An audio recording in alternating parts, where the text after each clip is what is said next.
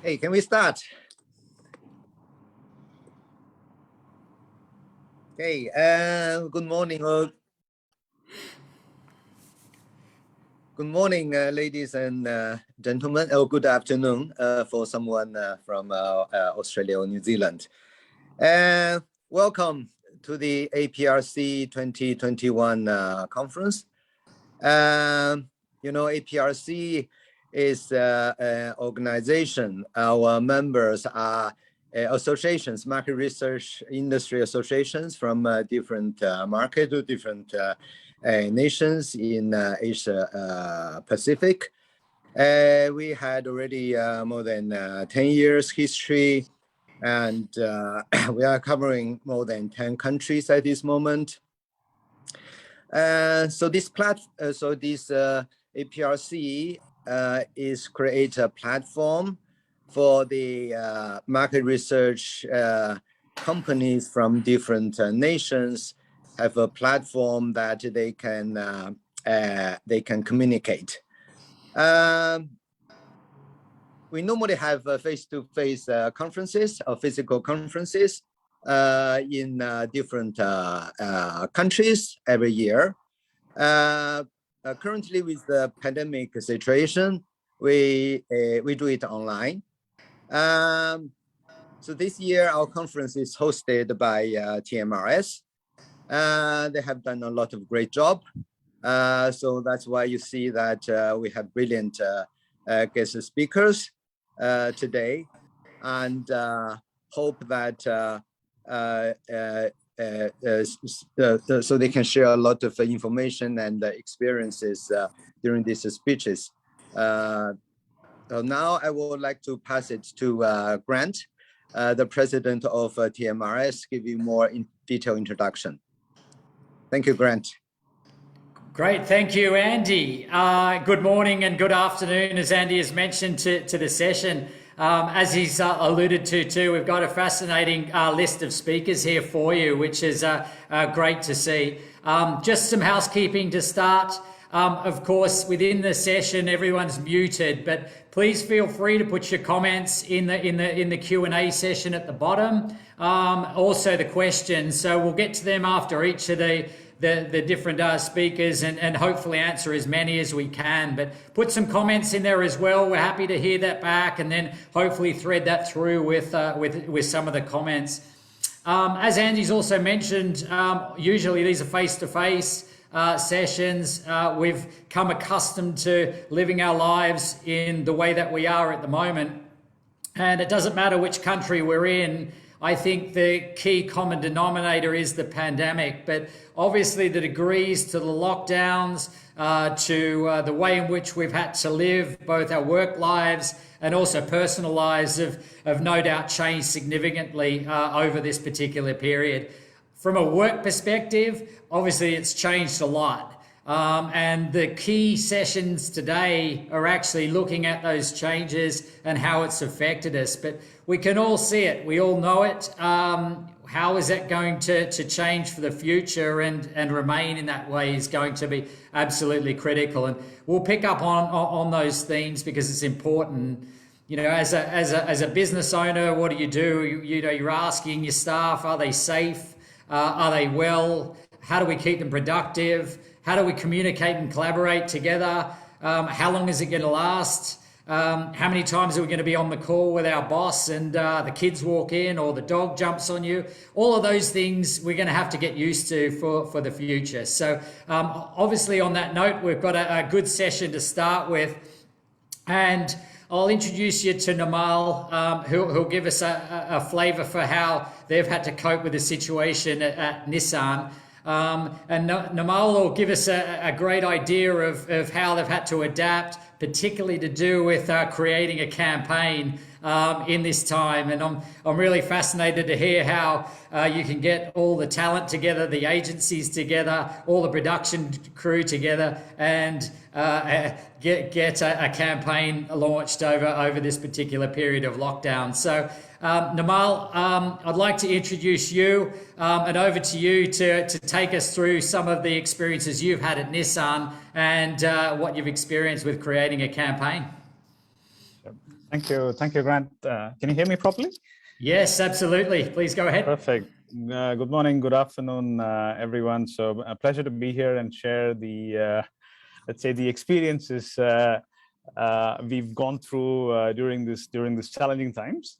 And as I would like to call it, times were challenging, but I think it's also given us a lot of opportunities to see the silver lining in this context, because it's really changed the paradigm in terms of how we do things, how we look at things, how we approach things. And I think, and that's what I'd like to share today, take you through what we've done. And I have around 25 odd minutes, and I'd like to spend maybe less of that explaining what I've done and maybe more leaving it to you for questions, and hopefully I can tackle them. And if I don't have all the answers at this point in time, I'll come back through the organizers for any specific question. Let me quickly run through what we've done, and then we can take it from there. So so let me just share my screen. Give me 1 second. So can you see my screen? Absolutely. Yep. Thank you. Perfect. Okay. So here, I mean, I've just played a bit on the words on, because I know, I was asked to talk on what were the challenges in creating a campaign during COVID times. And we've kind of titled it Dare to Create, because I'll touch upon this later, because dare is what we stand for as Nissan. We dare to do things differently. And we take much pride in that. And each time we've done that, we've had enormous success globally. So I am I would like to call myself as the brand keeper for Nissan in this region. So I head the marketing division for Nissan Motor Company for ASEAN, and while we did this campaign, the remit of markets ranged from Myanmar to Australia, outside, keeping out Japan and China, with those are different regions. So just before, I think around 2019, this is when, just to give you a context of where we were, 2019, we had just come up, we were growing the region. And one of the key things Nissan does as a company is we do a lot of research, especially on brand health. And brand health is paramount to us. It's one of our key corporate KPIs, so which we call as overall opinion. And basically what people perceive of us as a brand in the markets that we operate in. And that's a sanity check that we do every quarter to see if it's moving in the right direction, if it's not. So when I came in and when we started looking at the research and everything here, we'd seen that for some reason in this part of the world, we've had product launches, we've had a lot of the great things that we've done in other parts of the world, but it was not, the opinion ticker was not moving. It was stagnant. It was not changing at all. And there were many things to work on. So we said, okay, let's try and see what we need to do to get that element moving, get the perception of our brand improving, so that we can bring to say prospects and customers of this part of the world the magic that we have done in the other say regions of the world. So that was the catalyst in terms of, okay, how do we work on a brand campaign? And this was before, let's say, the world changed as we know it, right? So we started going through normal studies and research to understand. And here, as I said, it was not one specific market; it was a region, and extremely heterogeneous in terms of, I mean, so you can imagine countries from Myanmar through to Australia. I mean, it's totally different. Right, so how do we understand the specificities, put that together, and then come with something that can talk to everyone? I think that was the biggest challenge, which I think the team faced at that point in time. So to go forward, so as I said, the brand at that point in time lacked a clear and strong saliency in most of our markets, right? So as I said, overall opinion was flattening despite investments and the product launches that we had done across all these markets. And one of the key things that we found out again in the research was that we were focusing on what in the communications, right? We were always focusing on the car, and then it was very standard automotive tactical communication. So I've just shared some examples here. This is from 3 different markets: Australia, Thailand, and Philippines. On the same pickup truck, so Ute in Australia, or the pickup in Thailand, and double cab in the Philippines. It was the focusing was always on the product per se, and that's it.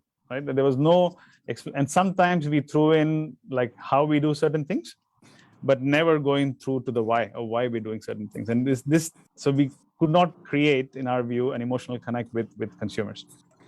And on top of that, each market had its own what we call regional engagement idea. So you can see the way the campaigns were approached in each market was different. So it was 3 different elements, 3 different focus areas and stuff. And more importantly for me, at least in my view, we had lost the essence of what we stand for, which was daring to do what others don't. And that we had lost. So we wanted to bring this back. And then all this, as I mentioned, as you see below, something called COVID happened, which kind of changed the way we had to operate or look at things. So just to give a quick brief on what Nissan, the DNA is our DNA is we dare to do things differently, and we use technology to do that, and that's what makes us stand out versus the others, right? So if I use the famous the why, the golden circle of Simon Sinek, it'll be the what are the cars that we do and the services that we provide. The how is how we do them, so which is basically our design, our technology that we put it in. But the key thing, the ingredient on which we have been successful is the why, which is we innovate to provide excitement. We used technology to drive humanity forward. And that was the insight which we used to then infuse into our campaign. Because Nissan, when we do that, we do awesome stuff. As you can see on the right, some of the examples are the world's first mass market electric car. Now the whole world is going electric, and we went electric 10 years ago when the whole world was going hybrid. Right? And on the right, you have the Qashqai, which in some of the ASEAN markets we have, but is a big success in the European markets or globally, is when we kind of thought, what if we could mix a crossover with a normal hatchback? And that's what you get. And then the iconic GTR, which is, I mean, luxury or sports cars performance cars don't need to be out of reach. That was the main essence behind that. So we wanted to imbibe this into what we wanted to do, but not in new products per se, but bring that daring element into creating a campaign, which is in those challenging times, we needed to dare to do things differently.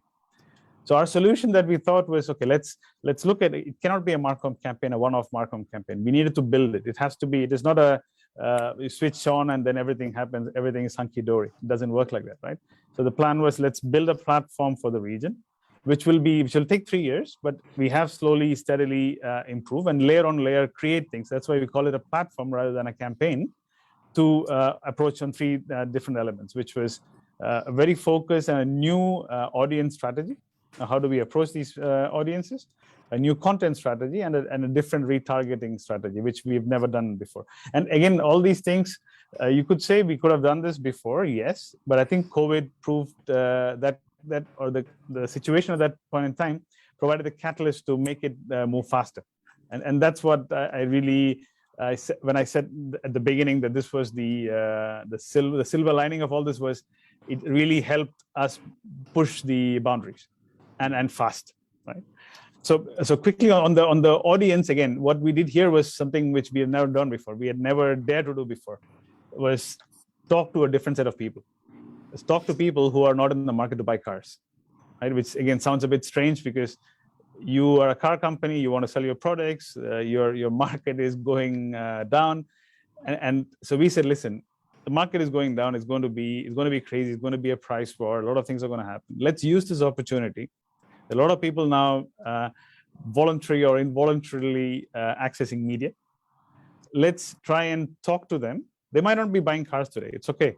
But let's get our story into their heads. Let's try and be relevant to them so that when they do decide to move to a point where they buy a car or they will think about a car, they put Nissan in the basket, right? So we kind of classified it with our agency team as well as our MI marketing intelligence team to classify our audience, as we call them, brand audience, into future markets, so people who buy cars potentially after a year, to near market audiences who would maybe look at a car in the next 3 to 6 months or later, or in market who would buy within the next 2 months. And then looking at them more in detail, we could, because we have a value system on which we believe people are attracted towards, so which we call our brand audience, and they are globally known as, in internal lingo, would be adventurers for life. Now, putting those filters onto the audience that we understood, we identified the 3 big sub-segments. So entrepreneurial go-getters, the tech believers, and the thrill seekers, right? So using all these, we kind of defined, let's say, a journey map of how we should be talking to them. And here again, in a normal state, it would have been, okay, let's go traditional, the TV, TVC, out cinema, blah, blah, blah, a bit of digital here and there, you have to do the Facebooks of the world. But because of this, we said, okay, let's go 100% digital and let's go and talk to them, because we can actually, now we have the tech to go and talk to them when it is relevant to them. So let's do that. And that was a big change, which we hadn't done before. A big shift in terms of getting our partners to understand, ourselves to accept it, our agencies to understand, saying that we don't want traditional media channels, especially in markets where a lot of below the line activation is very key, right? So this was a big shift. And then was content, because I'm a firm believer in, irrespective of what you do and how you do, if you have content, content is king. Right? It is, if you have relevant content, you speak. Especially for a car or any big ticket purchase, it is an emotional buy. If you can relate to people and hit their emotions, then you have this connect, and that's the connect that we want to initially have and grow. Which this was the plan behind it. So we worked on this platform based on this insight that technology is what humanity is using to move forward, which is enables humanity to leapfrog into a different league. And that's also the basis on which what we do things. We use technology to move paradigms, shift paradigms on automotive. And that was the basis of which to say, okay, let's talk on that. And let's see how, on one side, humanity is moving forward with technology. On the other side, how Nissan is using the same technology to help propel our customers forward, how move people beyond the traditional concept of automotive. And once we did that, and what we did was also, really crazy amount of testing with what you saw before as the brand audience to understand if this resonates with them. So we had a concept board which we tested, then which went to animatics, tested again, to then go with, and testing, I think, with across 6 markets, if I'm not mistaken. So we had a lot of data on which we could work on. And this again was another big change for us, which was the fact that the use of data. I'm a big believer in data. So use of data to influence creative was, we really harped on it a lot on this campaign. And last but not least, another key learning, I'll touch upon this later, was during this COVID time was this whole, one thing is throwing out a campaign. The other thing is ensuring that there is a journey, that we don't, because we could not move. People could not physically move depending on market, right? So if people are excited and we get their interest, how do we continue that journey and not break it? And that was key. And that, I think that is the biggest lesson that for me and during this time of creating a campaign is, let's not just throw things out into the ether, but how do we then connect the dots to ensure that anybody who's interested in us can live that journey and have a seamless journey from whatever we do online through to offline, right? So, and then, yes, there will be people leaving. So very structured micro journeys were defined and retargeting strategies were defined. And we saw extremely great results. Like as you said, 63% people like increase in website visits, and even engagement rates were extremely high, which was, I mean, we had never seen those kind of rates before. Like and there's something very interesting which we started looking at during this period was, since we did not have physical traffic into our showrooms where we actually transact, we started. Finally, we looked at digital traffic on our website, which is the biggest showroom that we have, and using them as lead indicators, and statistically trying to, and we found out that there were a lot of lead indicators which could predict a sale within a period of time. So which we call key buying actions.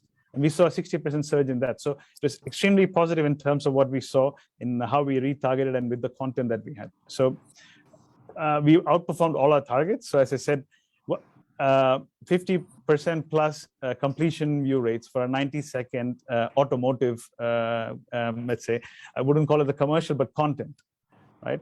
Because we were not selling anything. We were just explaining why we do, who we are and why we do what we do. And so which related, and 160 million plus views, extremely big increase in traffic to the website, associations with EV leadership, which is something which we hold very close to our heart. And the main thing for me at the end was the perception improvement by around 10 points across all markets. We started measuring it on a monthly basis. So which kind of told us, okay, we're moving in the right direction, but we had indicators before which told us, because when we tested all these films, this was, for example, the best ever film tested in this region since 2014, right? The first time we have ever spoken to customers who are not looking for cars. They're just casually browsing, and we got them. And we even used like movie style storytelling techniques, so teasing them, coming back to them, trying to borrow from movies in terms of how to engage interest in them. So extremely positive in terms of how it went.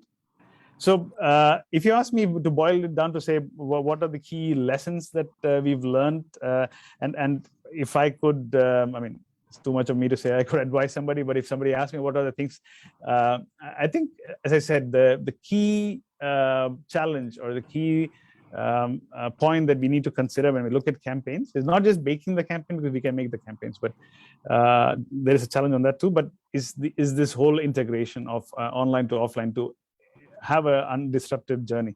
So, for example, in Thailand, where we still did not have crazy lockdowns, people were still moving around. What we said was, because one of the things to test our technology, you need to sit in the cars. So one campaign that we did to link to this, when people were interested, was, listen, let me send the car to you. Don't come to me. I'll send the car to you home, and you can test drive the car and see if you like it, right? In the Philippines, where it was complete lockdown, what we did was we hosted a virtual showroom. It was the first in the world to have the workshop, sorry, the sales showroom virtual. So you could go in, browse it at your own pace, look at the cars and stuff. So that was a great thing. I think a big lesson learned. Long form videos, people tell you it doesn't work, but COVID has changed that. I think, to me, if content is good and relevant, people spend time. They have time, and they're spending on it. And if it's quality content, they will spend on it. Digital metrics, again, big change for us, became a key performance indicator. So now when I look at campaigns, I don't look at footfall, because I know it's going to happen. But I want to see lead indicators, which, again, because of this focus on digital metrics, now we have, as an organization, tuned into it, right? Process agility, I think, in terms of creating this thing. So we had a very tight window, because initially when we were planning to do all this, everywhere went lockdown, which was around the second quarter of 2020. And we actually had to say, okay, listen, guys, we need to go live in July. So what do we do here? Right. So, and a lot of new things came in, which even I personally did not know. I knew about stock photos, which you could buy, but I did not know you could buy like things like stock videos. Right. So it was totally new. So we were actually trying to see how we could use stock footage from our products and video shoots and stuff, and build a story on what we wanted, what we had tested. But luckily for us, Thailand opened up. So we had to shoot everything in July, all talent-wise, but we still used our stock footage of cars to weave the story. And here again, normally all these markets were individually focused, looking at what you can do in Thailand and Philippines. We actually had to find a varied set of talents to kind of encompass all the region.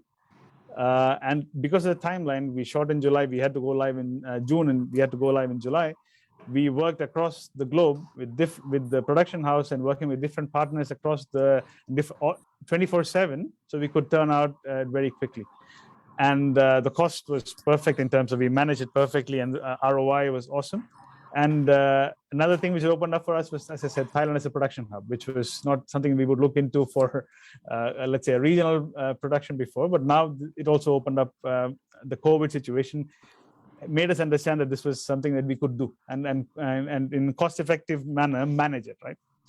So these were the key things to me that we had to understand and work on to ensure that our campaign was the initial campaign was well done and well received. And it was also a test for our company, because it's quite difficult when somebody stands up in the middle of the biggest crisis, economically as well as socially, to stand up and say, listen, I want to invest money, but I'm not going to sell any cars now. So that was that's an interesting conversation. But I have to say, stars were aligned, and we had good buy-in, and we had good reasons to try, because it was again going back to who we were, to dare to do things differently, and that stuck a chord, and then we could get this across. So. As I said, and then we had good coverage also from press saying that we are talking to people. We don't want you to watch the ad, right? We want to talk to people who are not interested in buying cars. So, and it kind of set the scene, and I really believe, because it was the situation that kind of forced us to work in a certain way, which kind of helped us ignite the brand, most importantly, but also set the tone for how we would do campaigns going forward. And we've had another example of recently with the Terra. Again, we went to the second lockdown in Thailand. So again, issues, but we managed to shoot because we had this precedent of how we could do things. And that kind of really helped us. And we went we were not worried at all, actually. It sounds a bit strange, but we had the experience to know that we could manage it. We did a much bigger thing before, so it was easy. And the team pulled it off very, very well. So yeah, I think that's the end of my presentation. So, and I invite everyone to, if I can send you the link to the campaign later on. But the key thing is, I think, other than Nissan or not, but the key thing is always have this concept of daring the impossible until it is not impossible anymore. Because that will really help us overcome any challenges that is thrown to us. Thank you. Great, thank you, Nirmala. It's a fascinating situation to look at, and in a lot of ways, you've had to adapt quickly and certainly change the way in which you've been working with a particular campaign. There's a couple of questions that are coming through. I just want to kick it off and ask you. I mean, working with online as well, you constantly have to update content and keep the campaigns moving. How have you dealt with that moving forward? You know, changing content and everything like that, particularly across the region where you've got all the countries that are involved, right? Sure. No, that's a great question. I think one of the things we tried to do was also to create. We had a set of content done. Let's say the master edit, right? The 90-second one. And we launched it, and then wherever people tapered off, we went back to them based on where they tapered off in the journey. So if they, because the key thing for me was, as I said, give the content, bring them onto my website and see where they come off. And we worked on the brand. So if somebody came in and then left our site at for example, the Leaf website, right? Then we would have some footage from our brand campaign and then link it back to the Leaf product campaign and go back to them again. So we had a lot of user journeys which we used to keep on nourishing that journey. Yeah, it's a way in which you can do it, and trying to connect the dots as you mentioned, and bring them back into that path or journey to purchase. And it's not always about the purchase, right? It's all about how do we just keep them involved. And you mentioned that early on. It doesn't have to be someone who's in the market today that's buying a car. It can be someone in the market tomorrow. So I mean, I think for me, if I may, one of the key things we had was we actually built a brand page on the website, which was not there. Right. Yeah. And we had so many visits to that page, and people actually browsing that page. Yeah. These are people who are not looking at cars, but so I was so proud that, I mean, now they know what Nissan stands for. Yeah. And they would come back, and that was the main thing behind this campaign. Yeah, great stuff. I've got one question here from Cindy. My interest is to know how Nissan identified the subsegments identified from the research study in the digital context for targeting and personalized content. Sure. So how did you identify those subsegments from the research? I think we have, as I said, the key starting point is our brand audience, global definition of who are the people we talk to based on a value system. So we have a certain set of values that Nissan stands for, and there is a reflection of that in people's behaviors, right? And we call them adventurers for life. Then with that, let's say, filter, we looked at our proprietary database, which is with, we work with the Omnicom group. So there's a data set called Insight, which helps us then filter and segment audiences based on not just on demographics, but which is on the way in the past, but based on behavior. Right. So that's what we used to then. Because of course the three segments that I used were macro sub-segments, but we could drill down into much more micro ones depending on the market. And depending on the market, one of them was bigger. While, for example, the tech seekers were bigger in ASEAN, while sports adventurers was bigger in Australia, as an example, right? And depending on that, the content was different for them. But the key thing was the initial brand values, the brand audience filter, and then the proprietary database that we have, or customer data that we have from our agency partners, helped us drill down and create these subsegments. And we also use them in our, so when I say testing, especially with all the testing that we did, we were not testing on the entire audience, because at the end of the day, we are convinced that we don't need to speak to the whole world. Yeah? There will be a set of people who will relate to what Nissan is, which and we need to really, so instead of spending all the money and effort on the whole population, we focus on those people. So all our testing, all our MI research happens to that subset who we call as the brand audience. Great, excellent.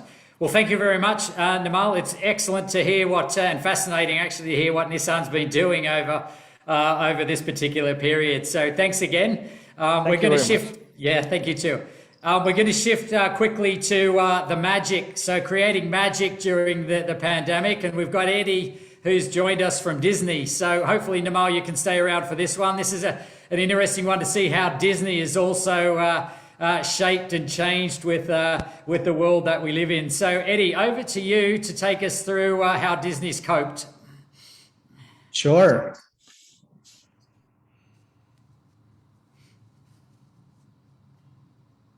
Can you guys see the slide? Yeah, absolutely. It's up and running. Over to you, Eddie.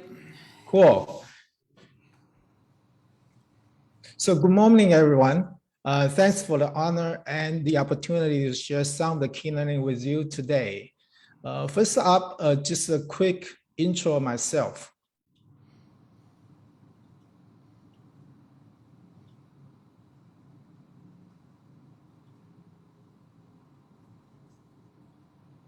So I have been in the insight analytics profession throughout my career. I've been very lucky to work for 3 great companies in my career, as you can see from here: P&G, Ipsos, and Disney. I work in several locations in Asia, so from Taipei and then Guangzhou, Singapore, and then I'm currently located in Shanghai. This is where I currently work. The Shanghai Disney Resort. Some say it's the happiest place on earth. I say it's the great place to watch the fireworks with all the woos and wows around you. Shanghai Disney Resort was opened in 2016. We are celebrating our 5th anniversary this year. We welcome and serve more than 10 million guests a year. We are the first Disneyland in mainland and have played a pivotal role in delivering a magical experience to Chinese consumers. We are actually more than just theme park. We have 2 hotels, a shopping street called Disney Town, and the theater hosting legendary shows like The Lion King and The Beauty and the Beast. We not only sell tickets, but also provide great dining and shopping experience to consumers. So it's a lot more complicated business than you might have thought of. So why research, why insight? You probably wonder why a theme park needs an insight team. You'll be surprised by how critically important insight team is to the success of the company. First of all, it's a huge capital investment to build a theme park. In our case, it's $6.5 billion to build Shanghai Disneyland. So it's a huge investment. Also, once it's built, some attractions are basically there forever. That is permanent is hard and expensive to change. Case in point, the one you are looking at right now is something called Tron. It's a roller coaster that takes a lot of money to build. It's one of our most popular rides. So it's therefore critical to incorporate insights in the development process to make sure it meets the needs of the market and the consumers and has the capacity to handle the crowd. On the other hand, some parts of our resort are quite flexible to change. For example, food and beverage program, things on the menu, merchandise, so things you sell in the stores, entertainment and show programs, park operation, and so on and so forth. They need insight to help adjust the courses constantly to meet the changing needs and aspiration of Chinese consumer as we know it. They're changing pretty fast. We use a framework of hindsight, insight, and foresight to categorize 3 unique types of insights. So hindsight is the business intelligence system, basically focusing on dashboarding, visualization, and automation. Insights is about digging deep into human motivations to help explain their attitudes and behaviors in the outside. Foresight is about the future. It involves trend understanding and also quantitatively how to do the predictive and prescriptive modeling. So that's the structure that we're using. This is my team. So my team is called CIMA, Consumer Insight Measurement and Analytics. It's a pretty sizable team with 75 people. Our mantra is consumer-centric, data-driven, and business-minded. We support all the key line of business in the company. I have 5 sub-teams. So consumer insight team is like the traditional quality and quantity research. But over the time, we have added a few other teams. Digital analytics and CDP refers to the analytics regarding the website, app, and WeChat mini program and public account. And CDP is the latest addition in order to unify consumer profile for marketing and automation. We have marketing, sales, analytics, things related to marketing mix modeling, channel and trade analytics. We have a backhouse team doing the data service and modeling. So that will be things that data transformation, loading, data cleaning, and everything, and data scientists for the modeling work. Also, we have SEMA operation. That's the few interviewers that we have inside the park and outside the park, and also the creative components of our team to kind of bring things to life by adding the creative touch.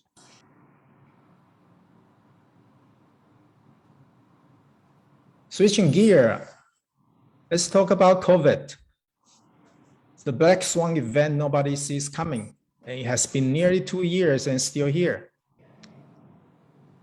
So this is actually what we refer to as a VUCA environment. It's a term used in the US military to describe the wartime situation. It's volatile, it's highly uncertain, it's complex and ambiguous. It's a perfect description of the pandemic situation that we're all facing. As you can see from the chart, we have to close the park, we open the park, and gradually recover just to run into another wave of COVID. And you kind of repeat the cycle from there. It's a total disruption to our business operation, as you can imagine. Case in point, this actually just happened not too long ago in our Halloween celebration, the end of October. The story is the government informed us on that day, December 30th, that there was a COVID positive guest visiting our park the day before. So we need to immediately shut down the park that day at 6 p.m.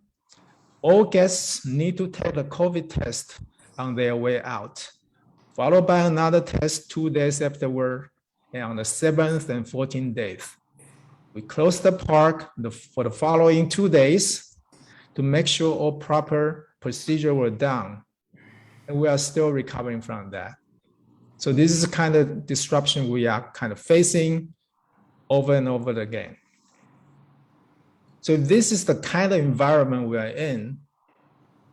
What did we do to survive?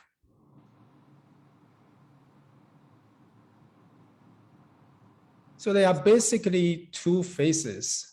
The phase 1 is what we call early days. In the early days, we were basically just trying to figure out what's happening, what's going on, what's the impact, what's the implication.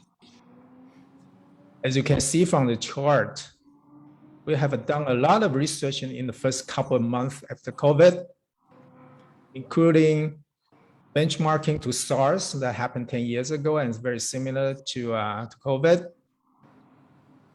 Collecting all the desktop research that we can. In fact, everybody is trying to figure out what's happening. So there are a lot of information out there for us to look into. We've done our own qualitative research through online focus group. It's actually much easier than before because everybody's locked inside their house and very open to talk over the format of focus group. We run quantitative survey, including consumer sentiment study to try to understand what they think of current situation, how they think about what's coming in the future. We also do brand tracking study to try to understand the impact toward the brand. Once the park is reopened, we interviewed the early adopters, people who come early into the park and the Disney town to understand why. Some people are so scared they wouldn't want to come. But for those who actually come, what's their profile and the motivation behind it? We know that they tend to be brave people, so like young adults, family with kids, they typically don't want to take the risk. They are typical local people in Shanghai that has easier access to the park. We did the weekly insight report to synthesize all related learning and reporting to leaders very quickly because time is money, time is essential. So that's phase 1. Phase 2 is what we call a new normal. It's not over yet. It can strike again anytime, but we have learned enough to know what to expect and how to cope with it. There are several scenarios that we plan and rehearse. So depending on what actually happened, we can trigger the right actions. So at this point, we have put in place an agile 360-degree sense and response system to quickly understand what's going on and adjust our course accordingly. So as you can see from the illustration, we exhaust every measure that we have on hand to monitor the external environment. So for example, when there was a COVID outbreak in Fujian, so Fujian is the southern province in China. If there's an outbreak there, we will quickly retrieve our media investment from it because we know that that place will be shut down and nobody will be coming from that region. Another example would be that when there are COVID outbreak outside of Shanghai city before the school holidays, we know that the school will restrict kids from traveling outside of the city. We know they will therefore have no choice but to come to our resort, come to our hotels for the in-city staycation. So we probably need to raise the price of the hotel and get related staycation products ready for it. To wrap it up, I'd like to share a few points about what we learned from the process. The first one is insight have never been more important. Companies depend on us to learn from consumers, the market in a dynamic period. This is the time, I think, for the insight and marketing research team to shine. So we have to be proactive and seize the opportunity as no other teams can do a better job than ours. The second point is about speed and agility. In VUCA situation, speed is everything. Sometimes it means you need to track quality with speed, and it's hard to say, but it's actually true. An 80% done research finding in a week is way better than 100% done in a month, as the world would be very different at that time. Online methodology become not only acceptable, but essential after COVID.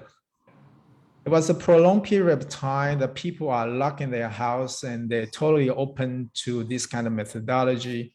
It's a perfect time for the online and digital research to boom. The third point is about do more with this. I think the second and third point in the Nissan case, they also mentioned about that. The agility and be cost efficient. Because given the uncertainty, most companies will become very conservative in terms of their spending, including research budget. So we have to make sure that we do more with this. One tip is to leverage the data you already have or subscribe to already, and generate additional value from it with very little cost, if at all.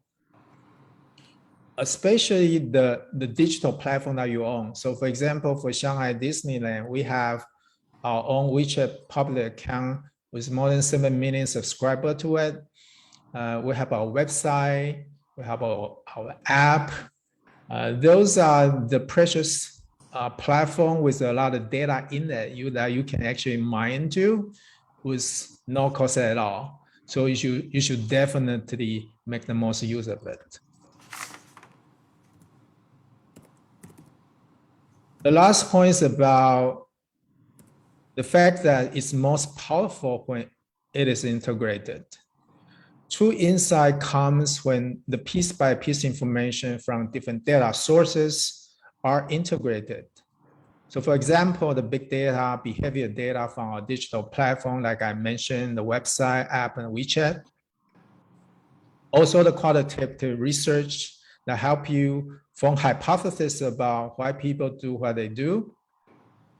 And also the quantitative survey that help you verify those hypotheses with confidence.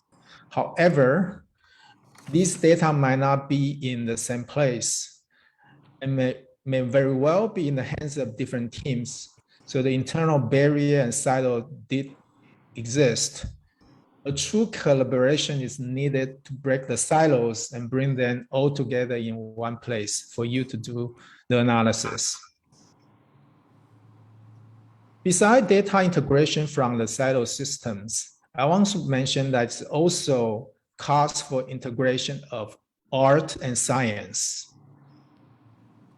After getting all the insights, it's critical to think about how to tell a vivid visual story. And this is especially important in Disney, as it prides itself as a storytelling company. Sometimes you will involve creating a video or mini movie to bring the insights to life, or even bringing real consumer to the ballroom to help you get your points across. They say that the process of understanding a point is logical, but accepting it is emotional. The story well told will help you drive the necessary actions. So that's pretty much it. Thank you for your attention, and hope this helped you a little bit.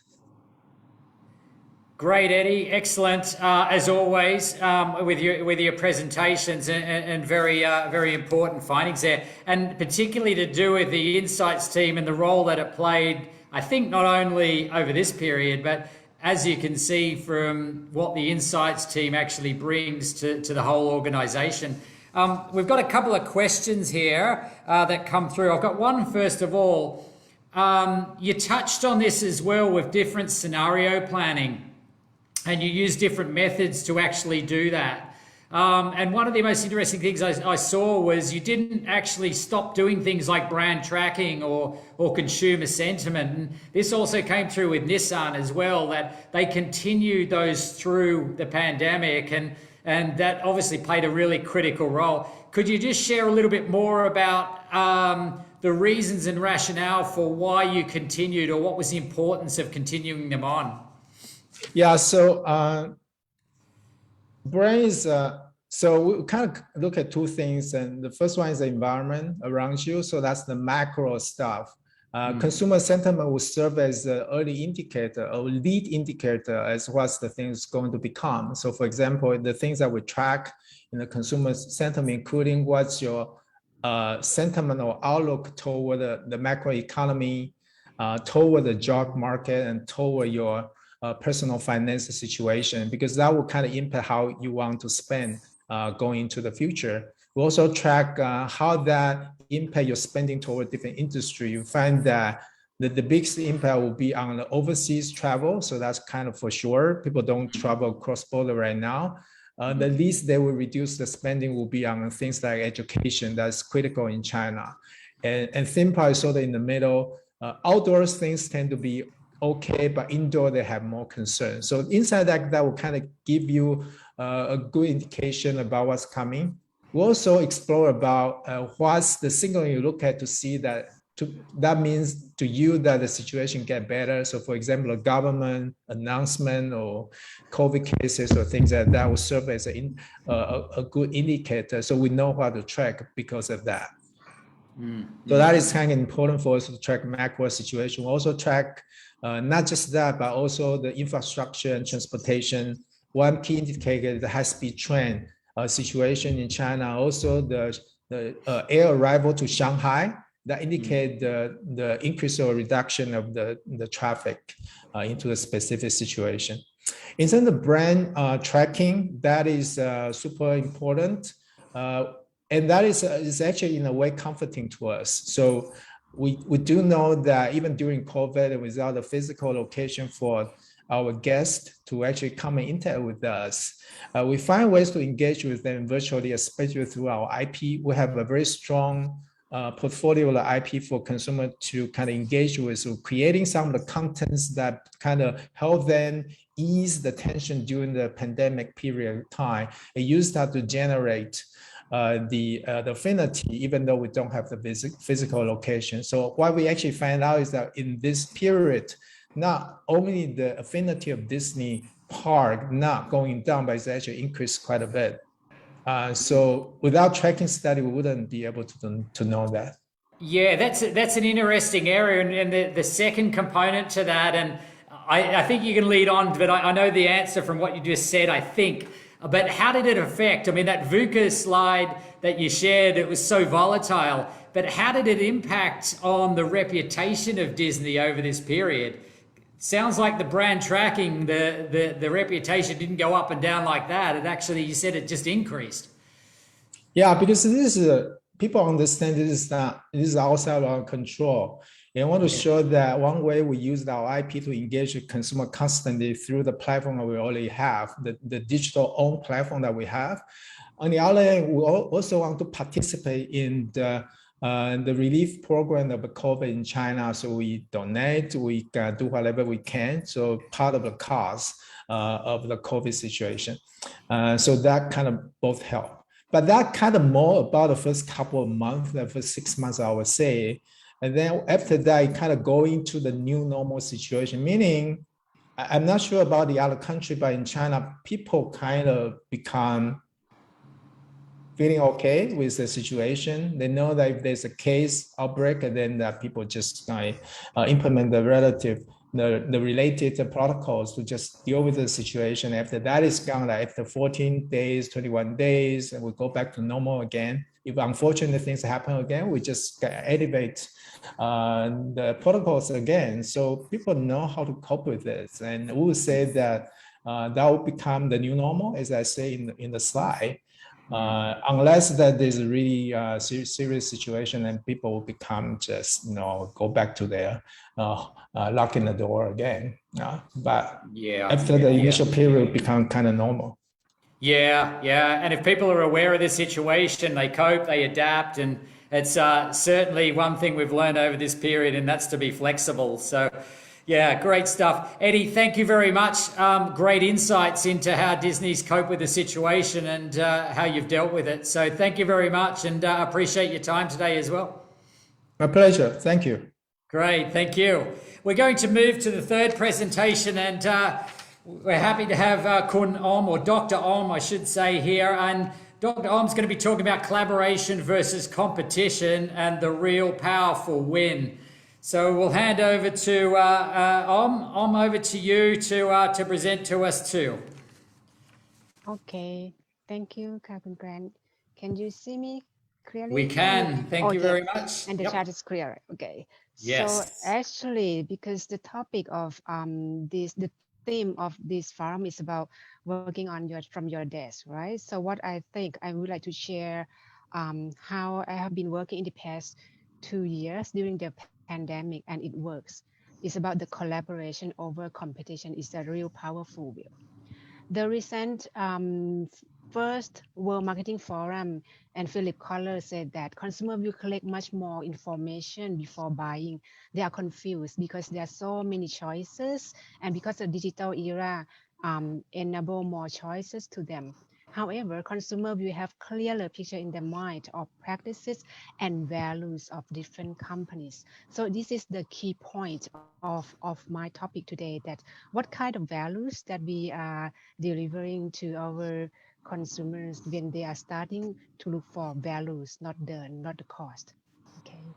So during the 2 years from the work from home and doing from desk, I think the best way is that we continue, because as inside mining person, we still have to unearth the human inside, but it's combination between online, offline is integrated to get the integrated insights. One way we did is that we collaborate with Whiteside. As you know, Whiteside is the leading social media listening in Thailand. So we collaborate with them to unearth the human values. Sometimes the projects come from Whiteside that once they get the sentiments, you would like to clarify more in qualitative or quantitative manner. Or sometimes we do in terms of digging further in the social media analysis. And one case that we would like to share is that we find a lot of interesting things, the values that Gen Y, the younger generation are looking for. For the first case, this one. I'm not sure whether how familiar are you with this brand. It's a 5 centipede sore throat lozenges.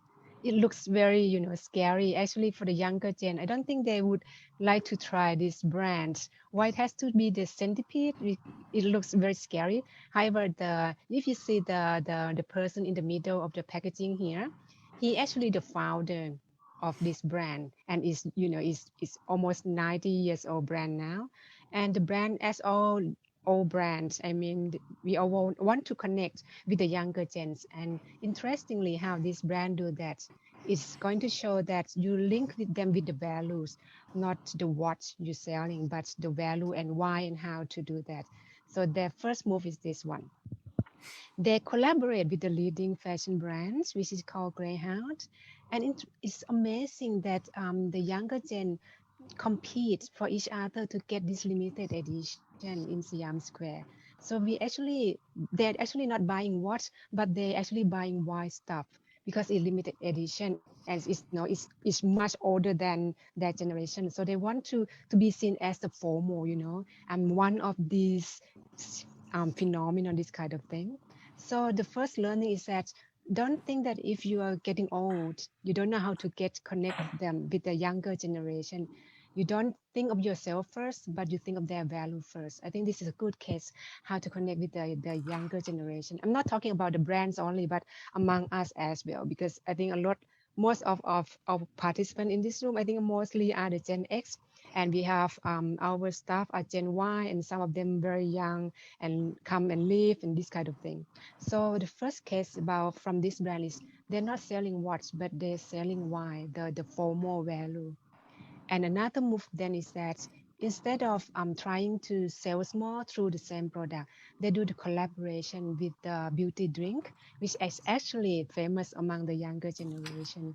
So they do the collaboration that instead of being the pill, the sore throat pill, they did the collaboration with the beauty drink, and that get more penetration among the younger generation.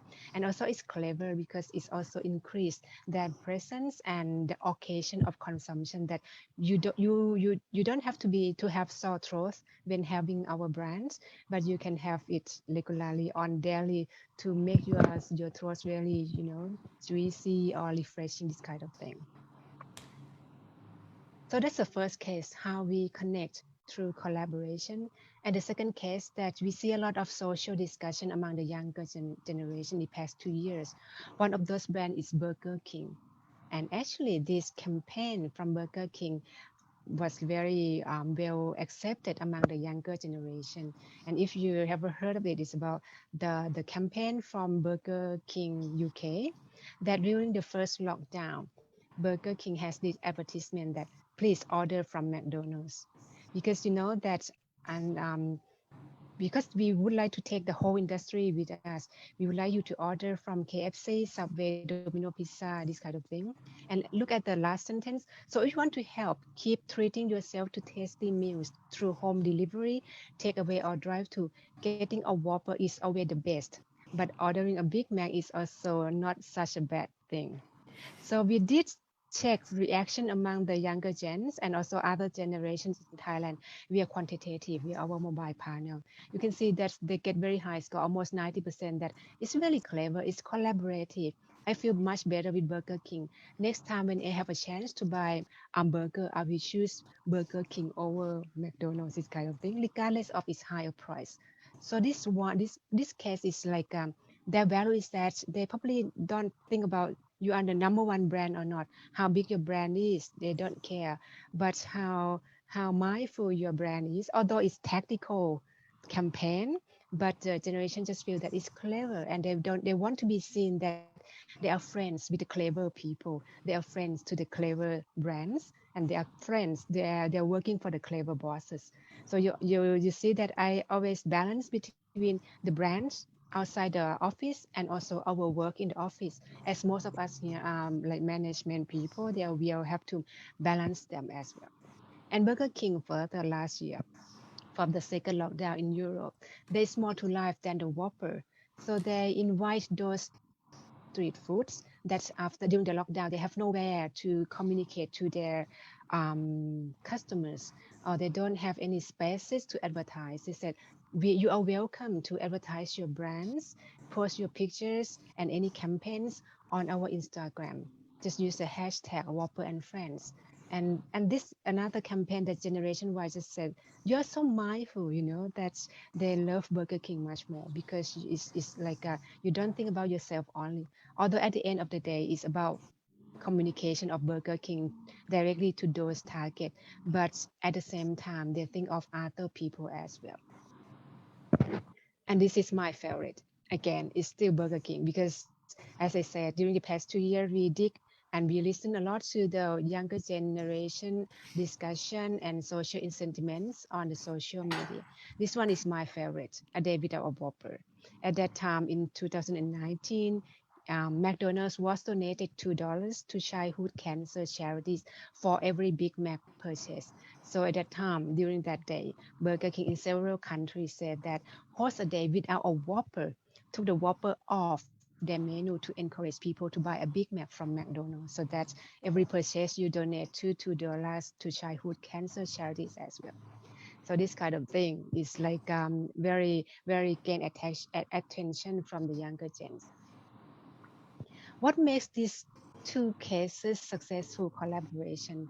The first one is you must have the very clear objective, what you would like to do to gain the image, to have more penetration, to have more occasion of consumption or what.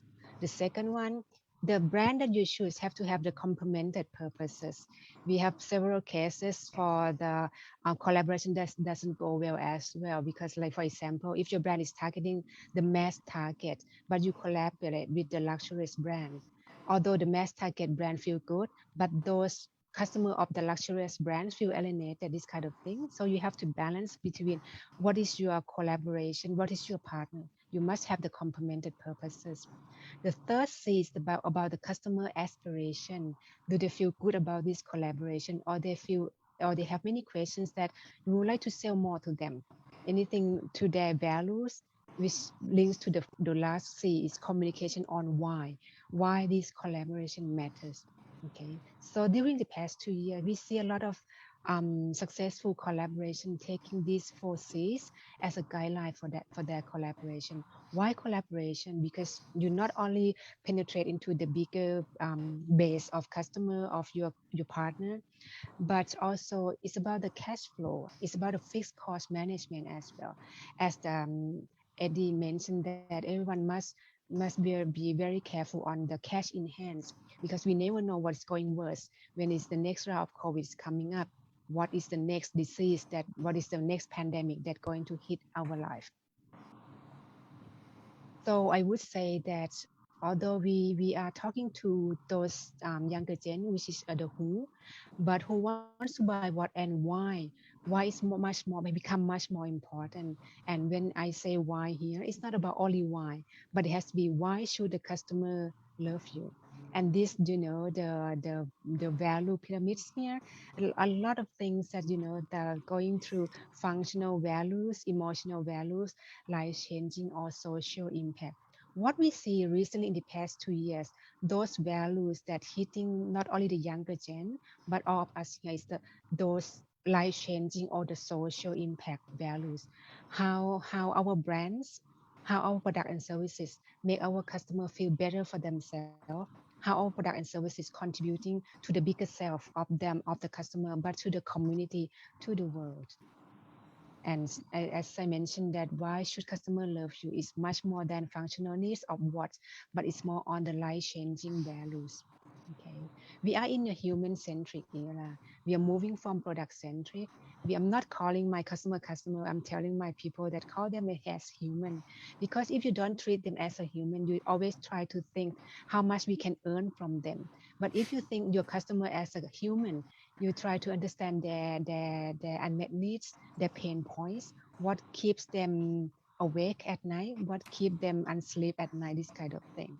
So we have to understand their underlying values. And one of these cases during the COVID in Thailand, and again, it was well praised across all generations, not only the younger gen, but our gen as well. Is the Barbecue Plaza campaign. Barbecue Plaza is a restaurant for barbecue, this kind of thing.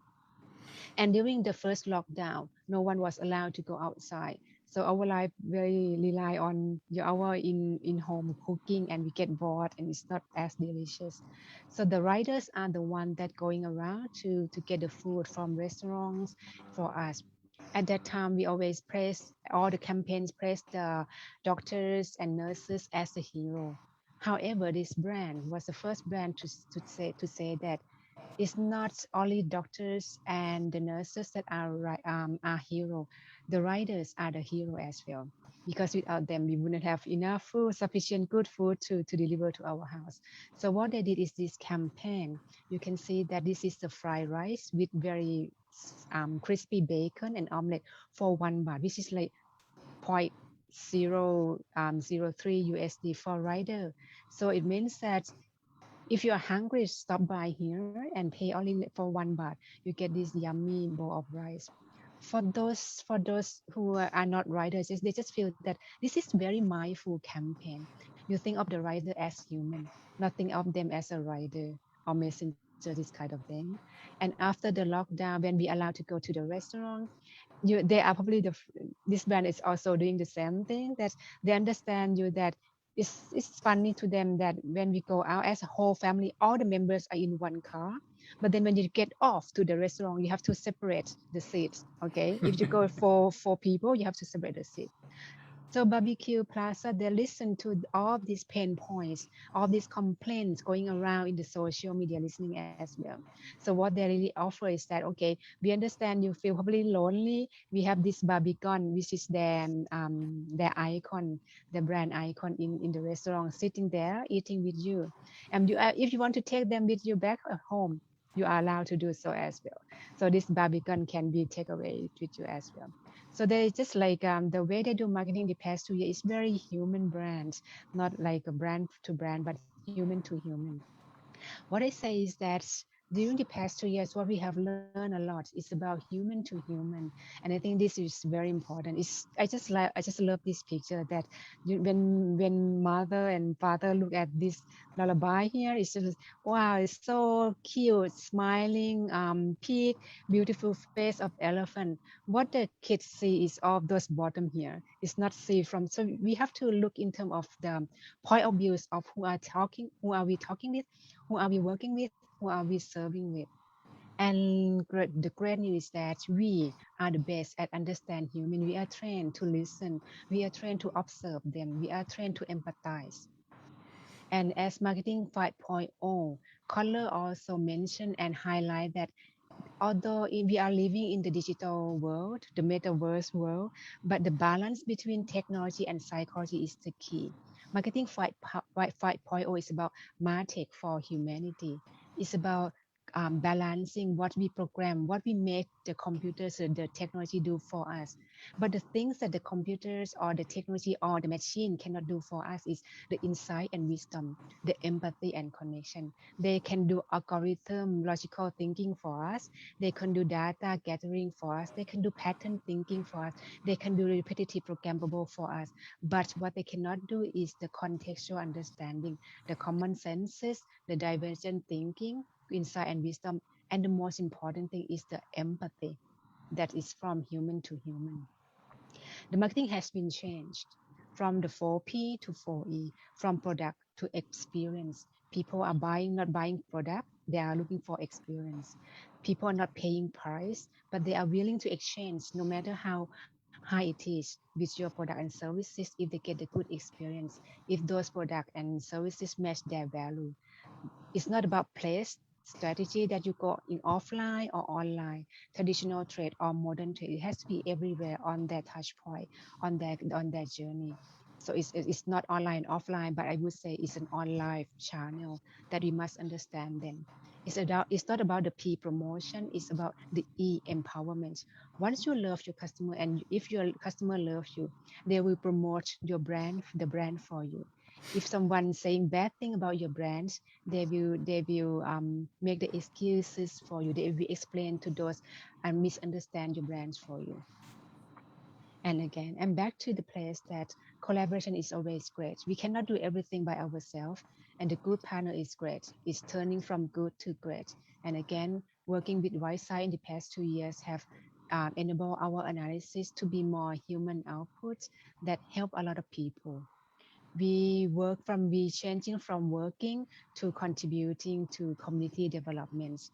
Last week I just did the forum for the street food companies in Thailand for the food services on trend sustainability. We capture all those communication and discussion in the social listening and to give the feedback to those street food vendors and brands that people people are getting more concerned on the food waste. People are getting more concerned on the plastic single-use plastic during the past 2 years because of the food delivery. You have to get a lot of plastic. They are looking for ingredient traceability. Where are the food come from? They are looking for the plant-based because they know that not only for the health purpose, but they know that eating meat, you producing a lot of bad carbon dioxide, this kind of thing. So this kind of thing, they are moving for not only for their own health, but for the planet as well. So from listening from what they discuss, their pain point, their discussion in the social listening, we have a lot of feedback and sharing to the street food that's because they don't have this kind of tools. They don't have the big budget to do the research. They don't have big budget to do, they don't know how to do the social listening. So what we as researcher here, we can help them by listening, doing something human-based research to get the ingredients for their brands to keep going. And another thing is that from defining our self success, as a researcher, we can help redefining others' happiness. From during the listening in the digital era, you can see that more teens are getting more depressed easily, and they easily get they commit suicide because they get disconnected. They get connected in the virtual world, but they is not truly connected. A lot of them get commit suicide, and from listening to their conversation, you can see that because they see success before happiness, they see image before their true self. They see that they have to FOMO before JOMO. These kind of elements that make them feel very depressed if they don't get their image right, if they see other people successful and they are not, if they cannot get to the FOMO world at the same pace as the other people in the social world. This kind of thing when we listen, I share this input to the families, parents in the TED talk in upcountry, and that get them, urge them to realize more that talk to your members more, talk to your kids more often before, because they disconnected to the real world, and family members, parents are other person. You have to do your roles to talk to them more before they get too depressed and commit a suicide. So from competition to collaboration, we have to think people before profit. And once you have profit, you have to have profit with purpose. What is your purpose? It cannot be your own purpose, but a shared purpose with your customer, with your partners, with your employee, with your friends. We are not living alone. What COVID taught us in the past 2 years is that everyone is the same one. One person survive cannot be survived if other person are struggling. One country cannot be survived if other countries are struggling. So the world is getting smaller. Every single person of us is very important. So why think of competition? We have to think of collaborations. We have to think people before the profits. And from the return on investment, we have to use the ROI as return on impact as the new definition of ROI.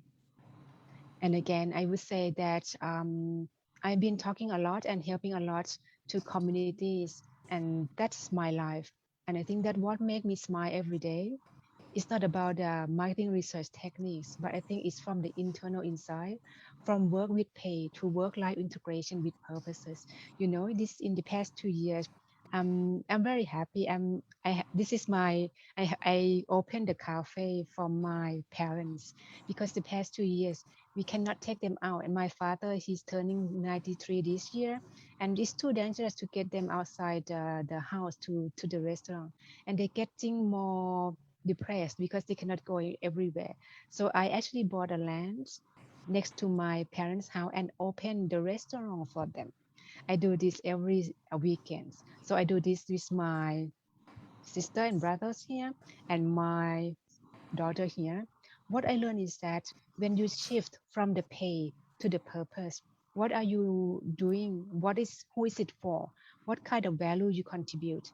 I do this cafe not only for my family, but I turn the whole community to work with me so that I give them extra income money because they cannot, during the lockdown, they cannot go everywhere. So once this cafe is open, they're working for us. They supply me the raw ingredients, and some people even come to cook in the restaurant for us.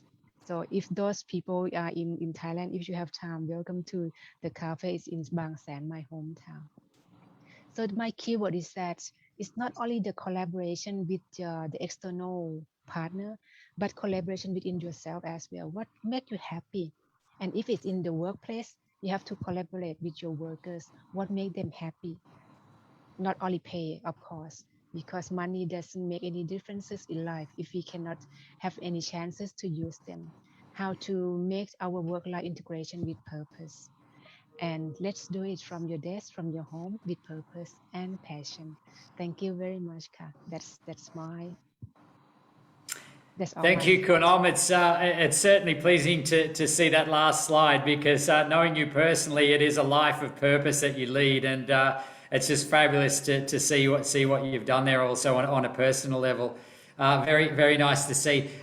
We keep the questions coming, everyone, because we've got a bit of time to ask if you'd like to. The first question we've got is, you've seen differences in working with many different clients as you do in your role, in your day job, how are marketers asking for research to be done that reflects this more human-centric approach?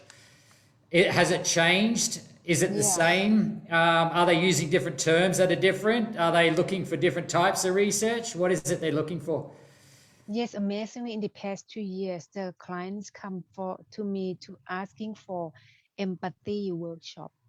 So they actually have a lot of data in their hand. They have the sales data, they have the big data. They know they how to get to the social listening, but they don't know how to convert those data to human-based marketing. That's why they ask us to do the empathy workshop. And the empathy workshop is the first step of the design thinking.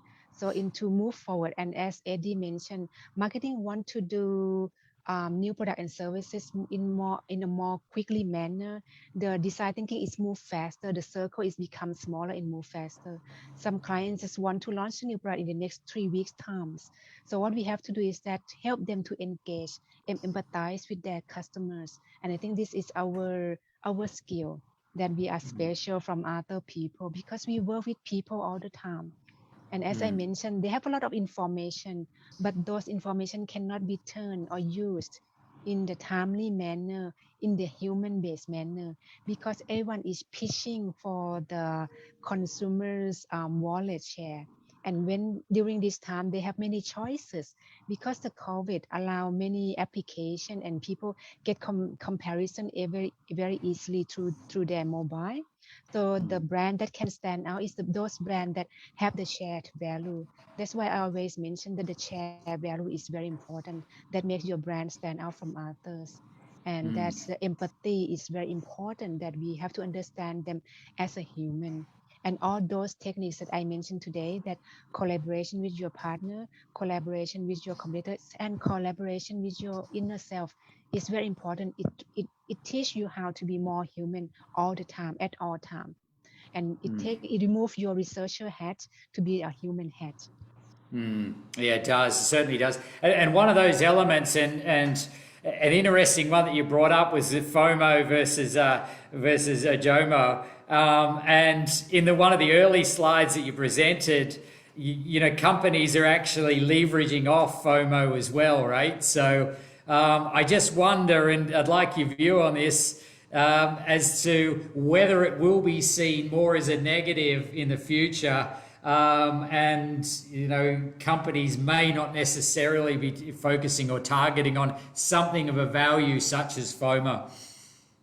Well, I think FOMO is the tactics, because people Yeah. have like very less attention span. So everyone wants to really have exposed to those limited edition. However, as a brands, and I see more brands and brands moving towards sustainability and responsible marketing and consumption. So more and more are conscious about their consequences, and more that we see those limited edition become on those upcycling, recycling product, and urge consumer to think more about the earth, about the planet before their own product.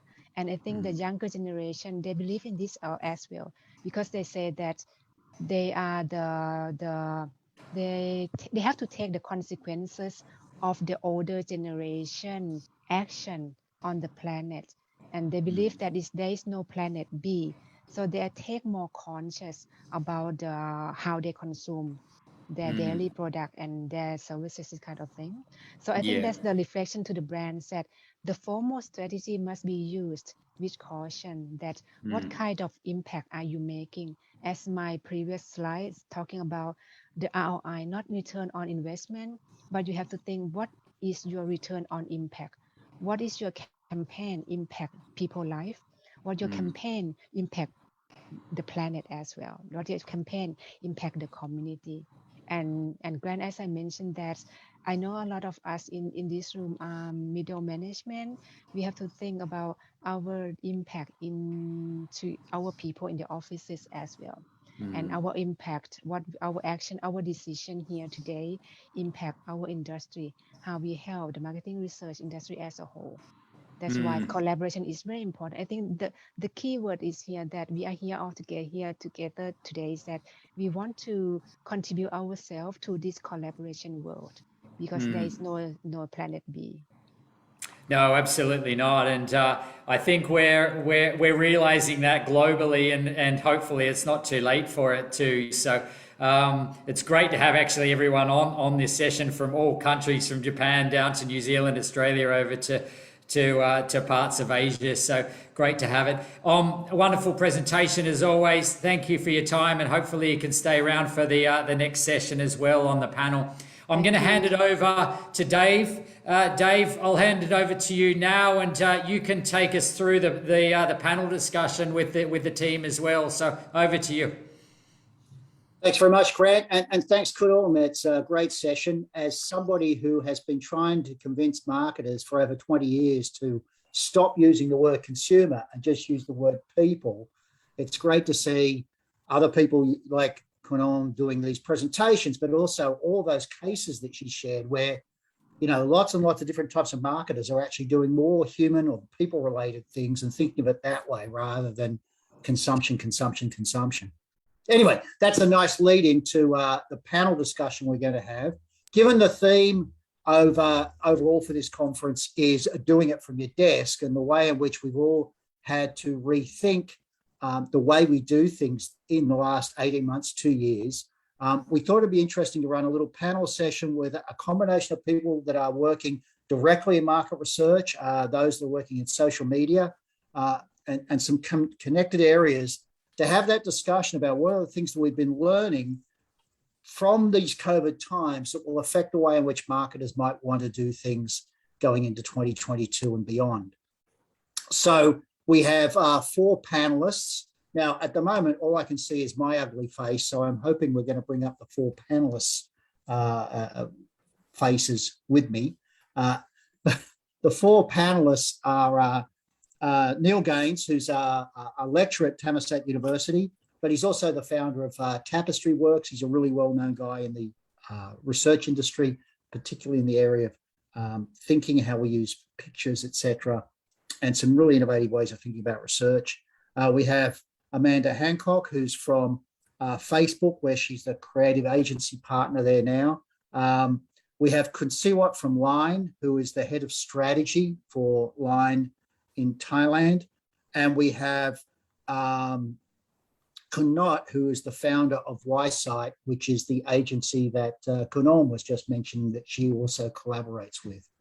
So if everybody is there, and if Kun Siwat, Kun Not, Neil and Amanda could please unmute themselves.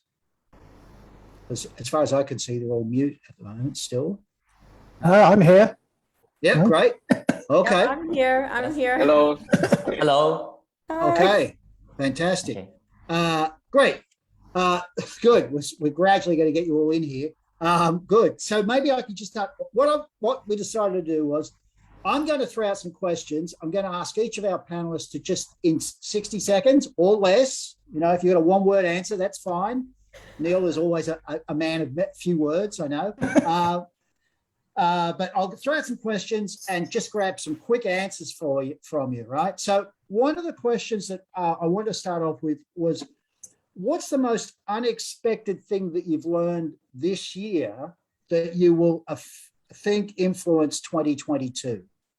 So Amanda, maybe you want to go first?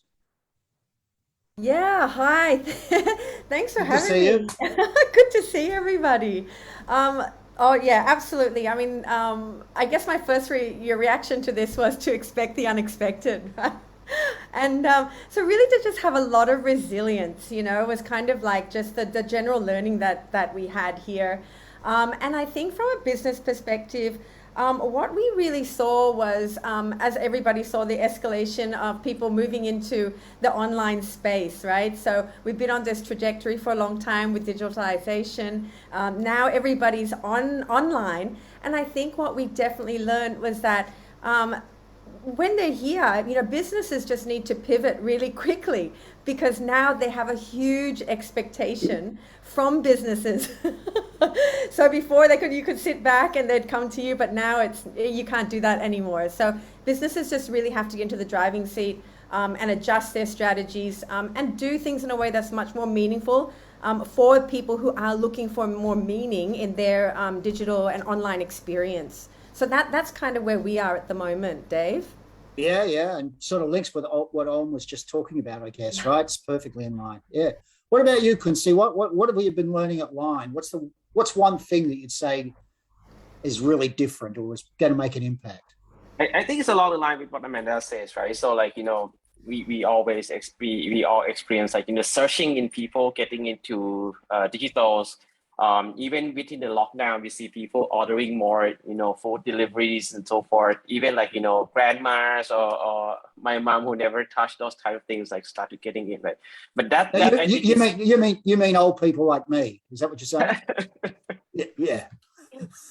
So, but one thing is, right, like, I think that's changed the landscape, how people, like before, if you never use those type of stuff, you have very limited exposure to brand and to choice, like to some of the medias that you have. But now, like, they started getting exposure as, like the new generation get from the shoppings or social medias. And that's possibly a little bit more challenge for the brand, as Amanda says, like, like, suddenly you have so many choice and so many options and so many competitive pricing and so forth in the market.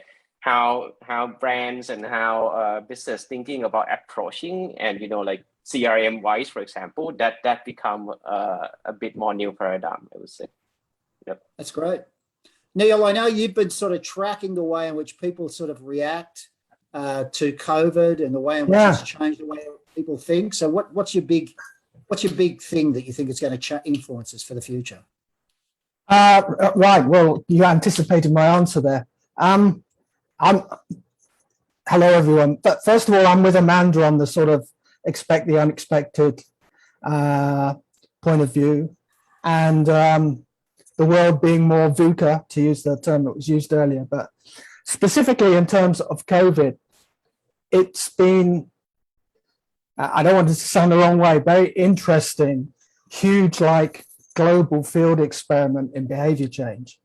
And I think the most surprising thing for me has been how much cultural differences have influenced outcomes in different countries or even in different regions of different countries.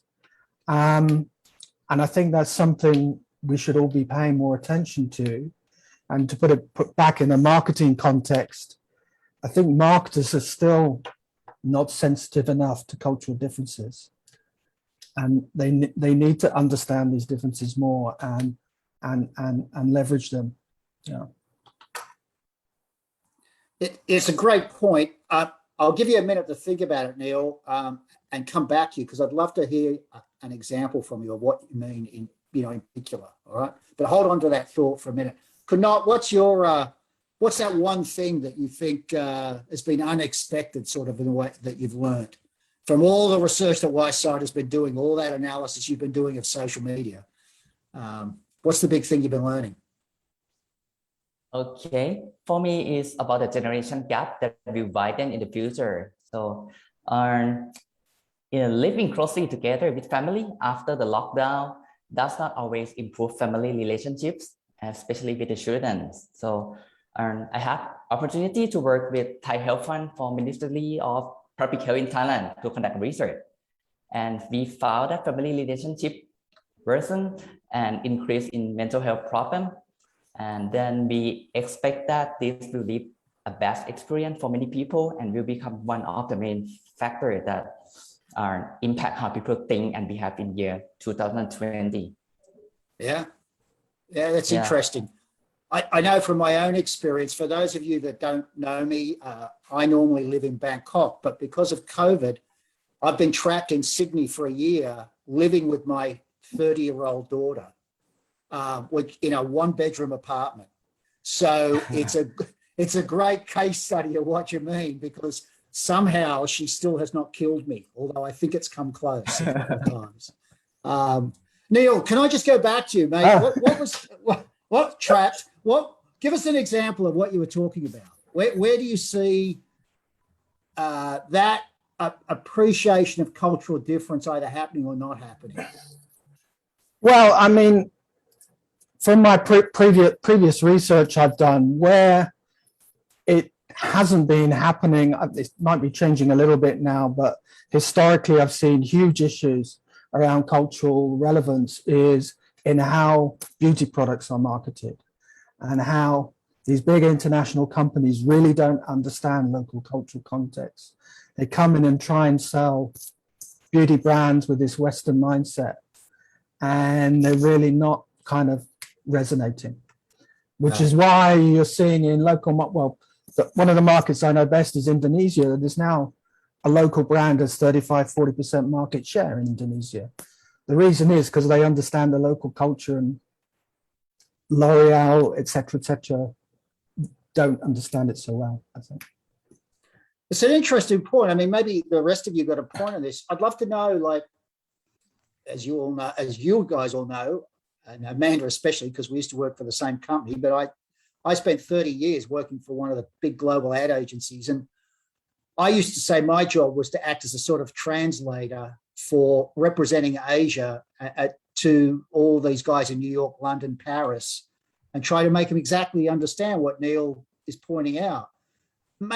Amanda, from your experience, not just now at Facebook, but generally, you know, why is it that you think that's not happened well enough? Why is it you think big brands have not figured out this thing about cultural differences well enough?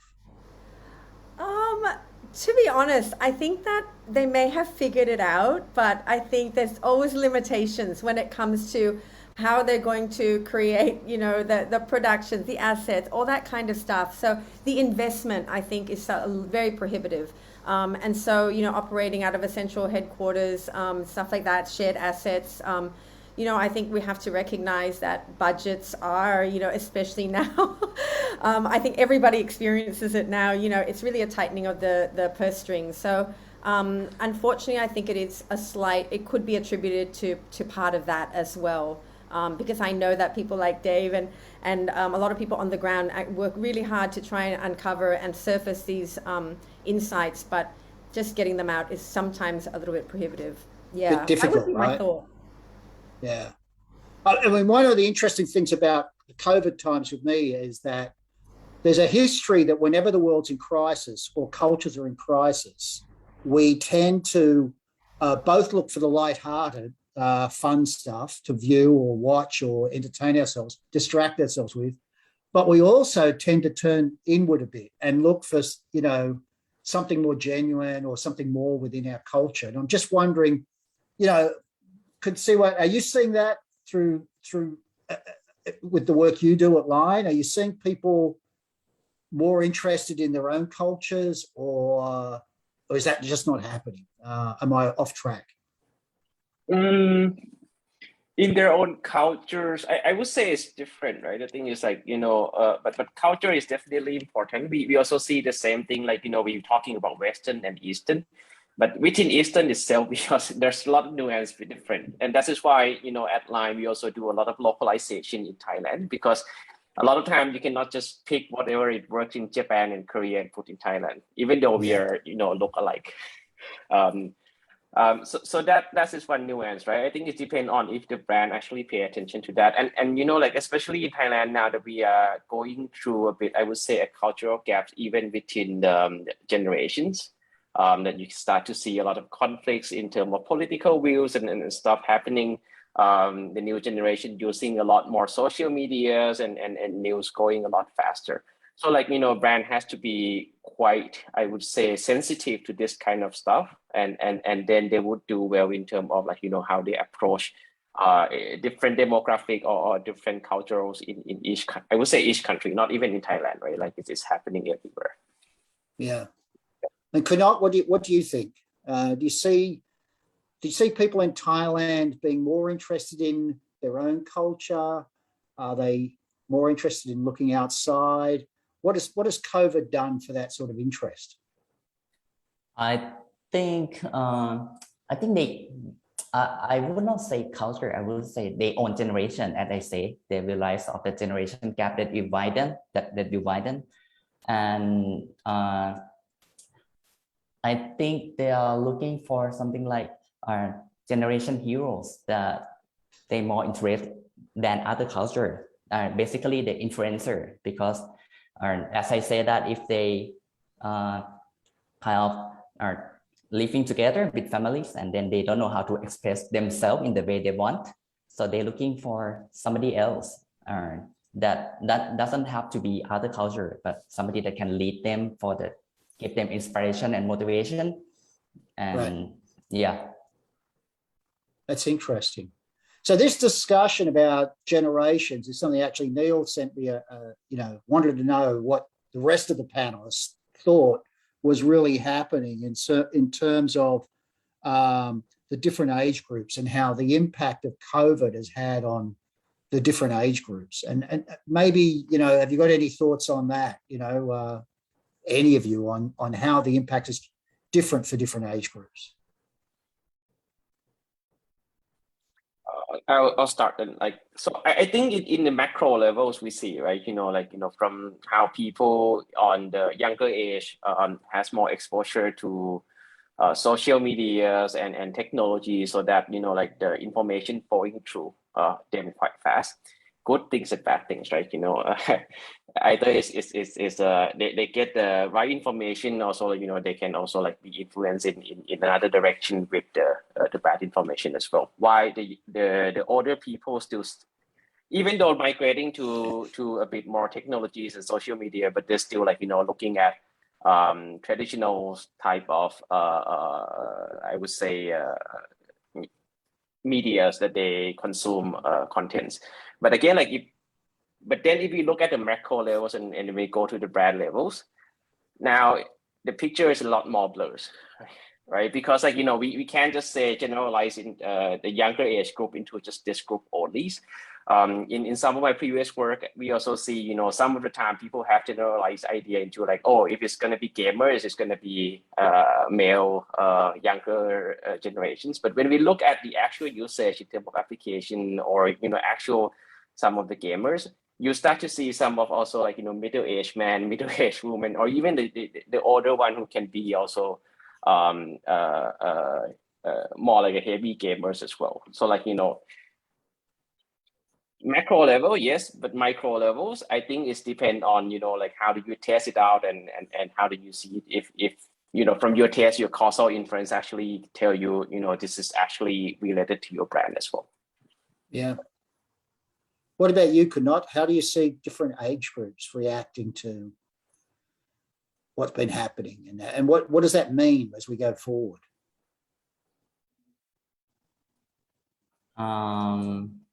Okay, I think for the Gen, could you give me a second to think about this one? Can you pass this one to other people first? Sure. Yeah. Amanda, give us a thought. Yeah, sure. I think pretty much aligned with Quincy, right? I think that with that acceleration, we're seeing all the groups coming on board. Yeah. And what I think is quite interesting is that as they have that amount of time to be spending in this space, in the social space, they're deepening their in the interest areas that are relevant to them. And then again, that's just based on also, the level of how well that they can use the the technology. So definitely the older end, I think it's great. I see my parents coming into it a whole lot more, but their level of engagement is really like that, deepening the connection with their, family and friends. But then when you look at the younger generation, you're really seeing how they're playing in so many different areas, and definitely in terms of our products and solutions, we're seeing huge leaps and bounds in the ones which allow them to express themselves more, be more creative. We have things like reels.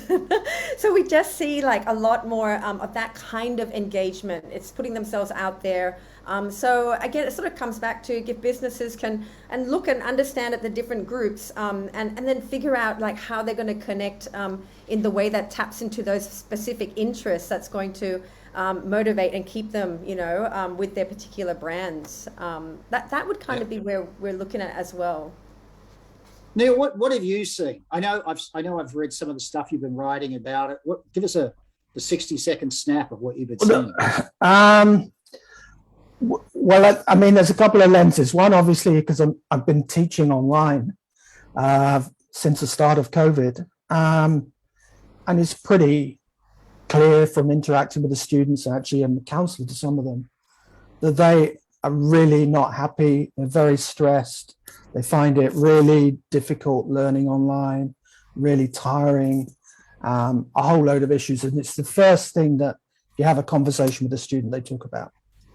So that, from that perspective, it's clear that it's a problem, particularly with that age group, I would say. But then if you look globally at some of the studies I've seen, I saw one recently, showing that kind of, and I've done a study in Indonesia, I should say, which showed the same thing. Around that age group, so the late teens, early 20s, is where you see the biggest impact from COVID. And that's not just like they feel more affected and they're less happy. They're actually, there's a huge increase in mental health issues or reported mental health concerns and things like that, which I think going down the road is gonna be really important and very impactful. I don't know what it means for marketing. I mean, I think more broadly in marketing, there's been a lesson about sort of tone of voice and yeah, using humor and lightness of touch in communications. That may be even more true for that younger age group, that made to think differently about how you communicate messages. Yeah, you're the marketer, Dave. You might have a clearer point of view. It's true. I mean, I think there's a lot of research that's sort of showing that like younger people are having more mental issues now. Whether that's the case is because I remember reading some work not a few years ago from MIT that was sort of, in terms of social media, was sort of pointing out it's not a case of older people don't get use of social media. It's a case of they're just used to all sorts of social media, whereas younger people have a much more narrow frame. And I think one of the things I'm seeing in COVID studies all over the world is that younger people don't have the life experience. So this is all they've known. It's suddenly bang. And it's sort of a reminder, my own parents' generation, who were young, sort of teenagers and young adults at the beginning of World War II, and the way in which that then framed their mindset for the rest of their lives, right? So I guess it is a case of that. I'm sort of interested too in terms of, because we're talking about that, the way in which we do research, right? Or the types of research things. And I honestly can't remember. I know one of you sent me a question just asking, what do you think are being seen as the most effective research tools for marketers at the moment? What are the things that are making a difference or being impactful in terms of research tools? I obviously could not bias, because he's going to say YSide is the perfect research tool to understand everything that's going on, right? Yeah. Is that correct? Yes, it's one of the way to do the research currently, especially in COVID situation, because the world change faster. So we need some tools that gather data more faster. And I'm not talking about the social media only. I'm talking about the other like online panels, like forums that we gather qualitative and quantitative data are faster, because information feed into our consumers every day and from their own like specific channel that they really want to see. And then our sense of marketing doesn't make much sense anymore.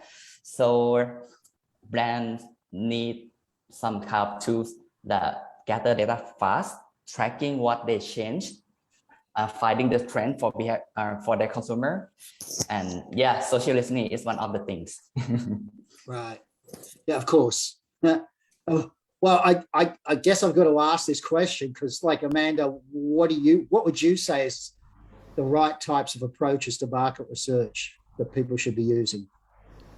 I mean, I think these days there's so much out there. So really it's a combination. I think, I think make the most if you can, tap into the like social listening. From our perspective, obviously, if you've got your business up there, there's loads of business insights that you should really be looking into and leveraging as much as possible. With the work that you put out there, how is your particular audience interacting with your your work, your messaging that's going out. So I would say that's really a key starting point, and then you can elevate from that point. Whether you start putting in different types of. For me, if I reflect back on just the creative aspect of things, you can then start looking at implementing behind your work, brand lift studies to see does that kind of stuff work. And we're even investing in another space called gamma signals, which is really just using signals to really isolate specific creative aspects of the executions to be able to feed back much more granularly to our agencies what's actually working there, what's connecting, how to optimize the work. So for those that don't know, can you just explain what's a gamma signal? So it's what we call our sort of new thing that we're sort of behind, and it's basically just using our signal to track on the work, the creative. And when we say creative in Facebook, it is about execution, right? The visual, the audio, that kind of stuff. So it's those elements. And what it does, it sort of runs through, a number of factors as they go out to see what is it that is working well, so that you can bring your work back and then analyze it. Is it the audio factor that's having an impact? Is it the visual? Which part of it? So that we can work more collaboratively with agencies. So it's one of those things where from an agency world, we don't like a huge amount of data sometimes. It feels like we're restricted. So we basically use that kind of thing to inform and work together. So yeah, so that's kind of what gamma signal is. That we're slowly trying to roll out and test and learn as well. Cool.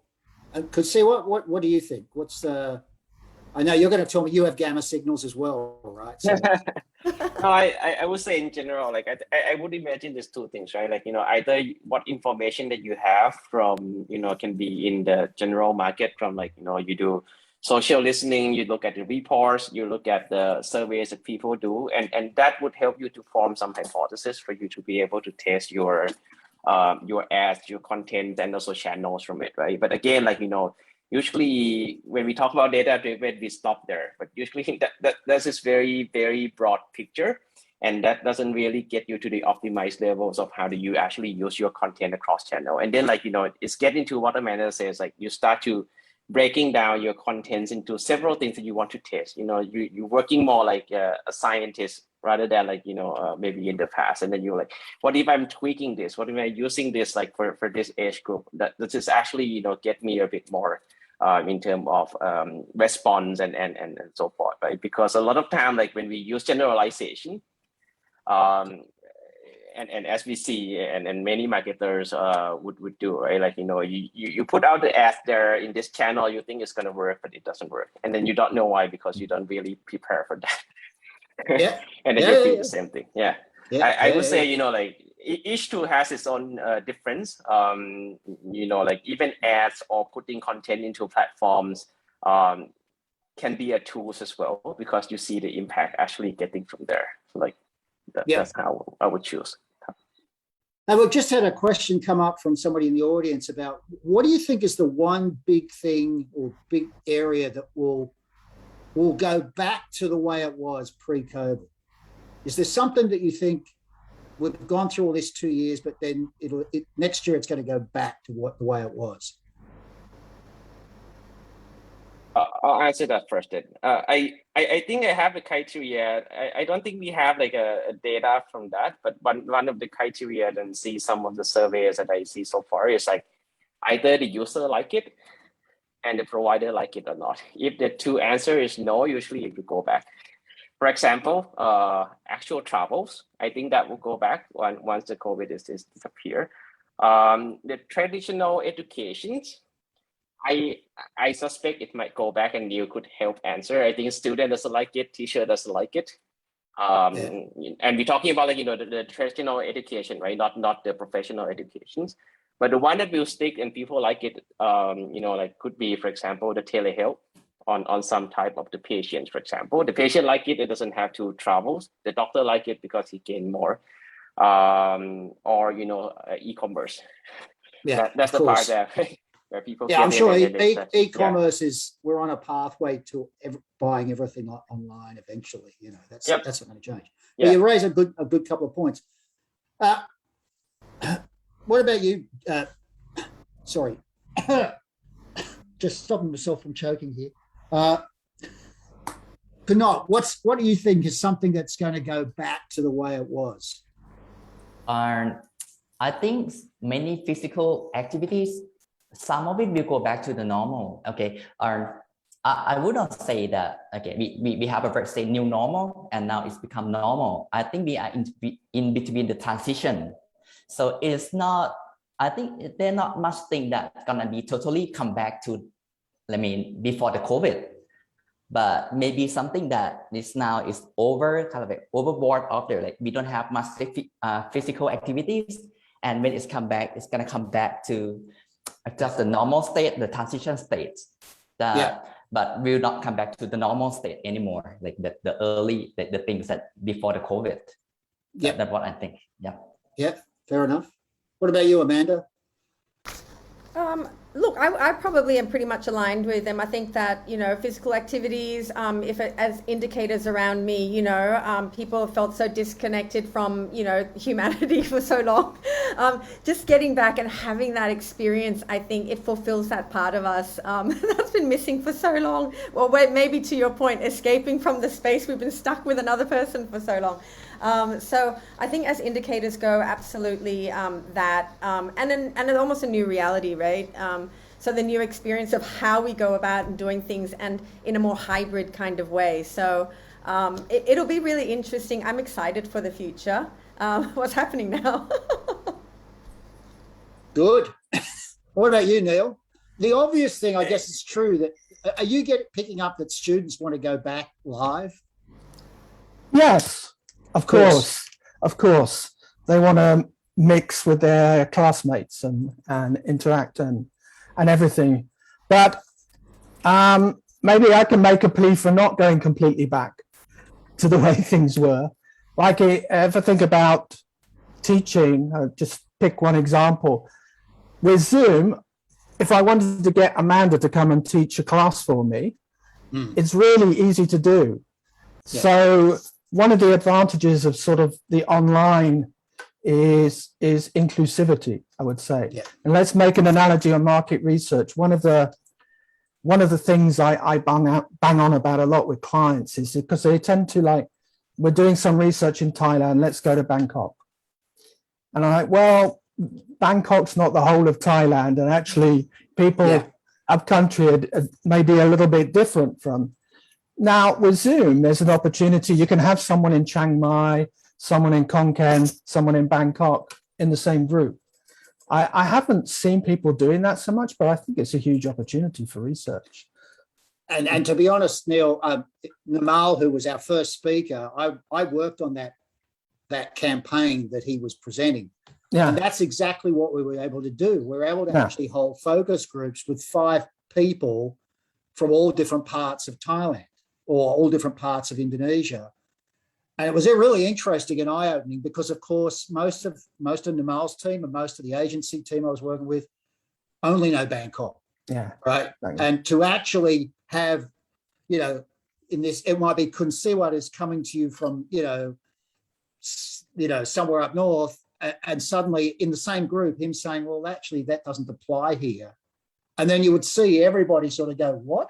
You know, sort of that moment of realization. The whole world doesn't do things the same as I do it.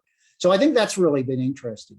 I will say my other big experience that you raised was, you know, I spend my time basically I used to spend my time traveling around Asia and a bit of Europe, helping companies and doing a lot of workshops. And now I've been doing lots of workshops from my daughter's bedroom, right? And one of the exercises I've been doing is for a particular global company. I've been doing workshops with 800 people at a time, spread over 35 countries.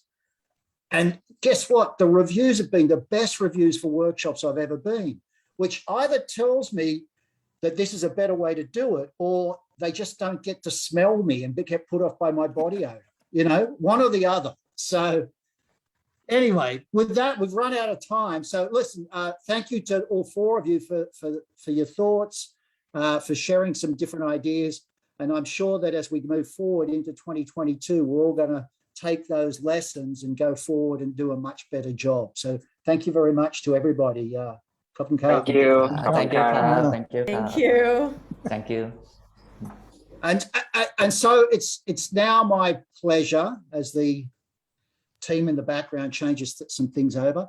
We're going to now shift to another story about magic, and the launch of a new global campaign from this brand, Coca. You know, you all recognize it. So we've got a really lucky Pratik Thakkar, who is now the head of creative strategy for Coca-Cola globally, based out of Singapore, but he does the job globally. Pratik and I go back, I'm thinking Pratik 25 years when we used to work together. But he has been in charge of the launch of the new Real Magic campaign for Coca-Cola globally that launched about 3 weeks ago, I think, 3-4 weeks ago. And he's going to come in now and tell us a bit about how that campaign came about, some of the insights behind it, some of the issues of trying to launch that campaign globally, I guess, in a COVID year, and answer your questions. So Pratik, if you want to come in, buddy, let's have that chat.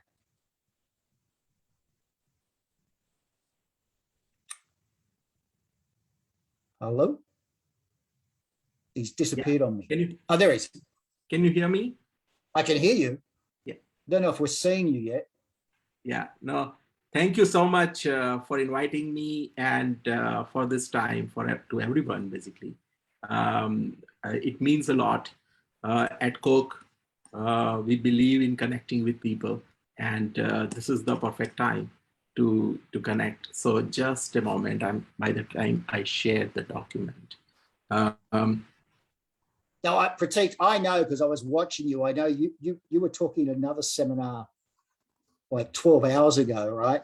Something like that. You must be getting sick of actually having to talk about this.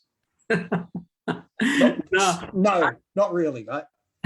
Not really. I enjoy it. Can you see my screen? Yes, we can. Please go ahead. So, no, it's basically I'm talking about it from last 11 months as we develop this work. So not at all tired, but basically really enjoy the kind of question comes, the kind of challenges comes as we develop the work, as we roll out not just a platform, but Coca-Cola has historically developed new platform every 5 to 7 years. So from 137 years, we always have every 7 years new platform. And I can give like historically, like things go better with Coca-Cola, always Coca-Cola, Coke side of life, recently Open Happiness, Taste the Feeling, all those platforms.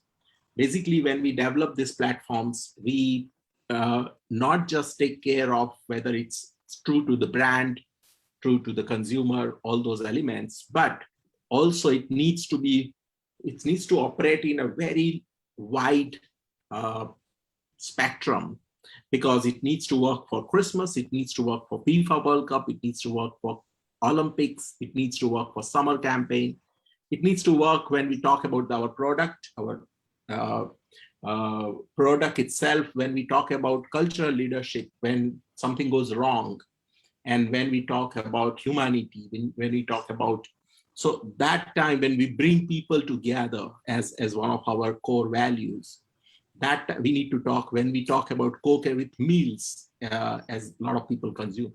So whether it's a business, it's a cultural leadership, whether it's a different kind of assets and festivals and partnerships, it needs to work across. Right. And that platform development work happens almost every 5 years or 6 years. So I was just lucky that I get to lead that work for this time. And the platform itself is called The Real Magic. And I'll explain you that, and then love to answer your questions. I'm going to talk because you guys are kind of thinkers, strategists, researchers. I'll talk more about how we develop and what was the thinking behind this real magic versus like talking about ads and campaign and those things. So yesterday I was talking in another forum. They were more about like gaming and actions planning. Here I'm kind of I just wanted to customize it a little bit for this audience and kind of but ask me any questions from any perspective. Happy to answer those questions. So what happens basically? Coca-Cola, as you know, you can touch it, you can drink it, you can taste it. It's the real thing. It's the real thing, tangible thing. And a moment with Coca-Cola is something which you cannot explain and you cannot describe in simple words. Because when you drink Coca-Cola and I say, okay, explain me, how do you feel? What does it taste like? And it's impossible for anyone to explain it. Actually, research, we worked with neuroscientists across the world, some of the best universities. Coke taste is one of those tastes which human brain cannot remember. So, and that's why it's kind of whenever you drink, it gives you that kind of a feeling that you are drinking something new. Although you know the feeling, but you cannot describe it because it has that multisensorial aspect of the formula, the ingredients, all this thing coming together. And that's an interesting part of this. But basically, if I tell you banana, your brain can recognize the taste. You strawberry, milk. But when I say Coca-Cola, it's very difficult for you to your brain to kind of process and tell you the taste. And that's an interesting part. And that's the magical part. So that's where we were looking at. So one is the real aspect. Another is the magical aspect. And something, it happens, it's in front of you, but you cannot describe. And that's amazingly magical. And that happens to all of us in our life. Basically, this brand defined by dichotomies. And this is something very interesting. Actually, we were looking at Coca-Cola history. We spend a lot of time in our archives, and as well as with Gen Z, who is kind of new and kind of, they don't see this as a new thing. It's like it's part of, it's everywhere.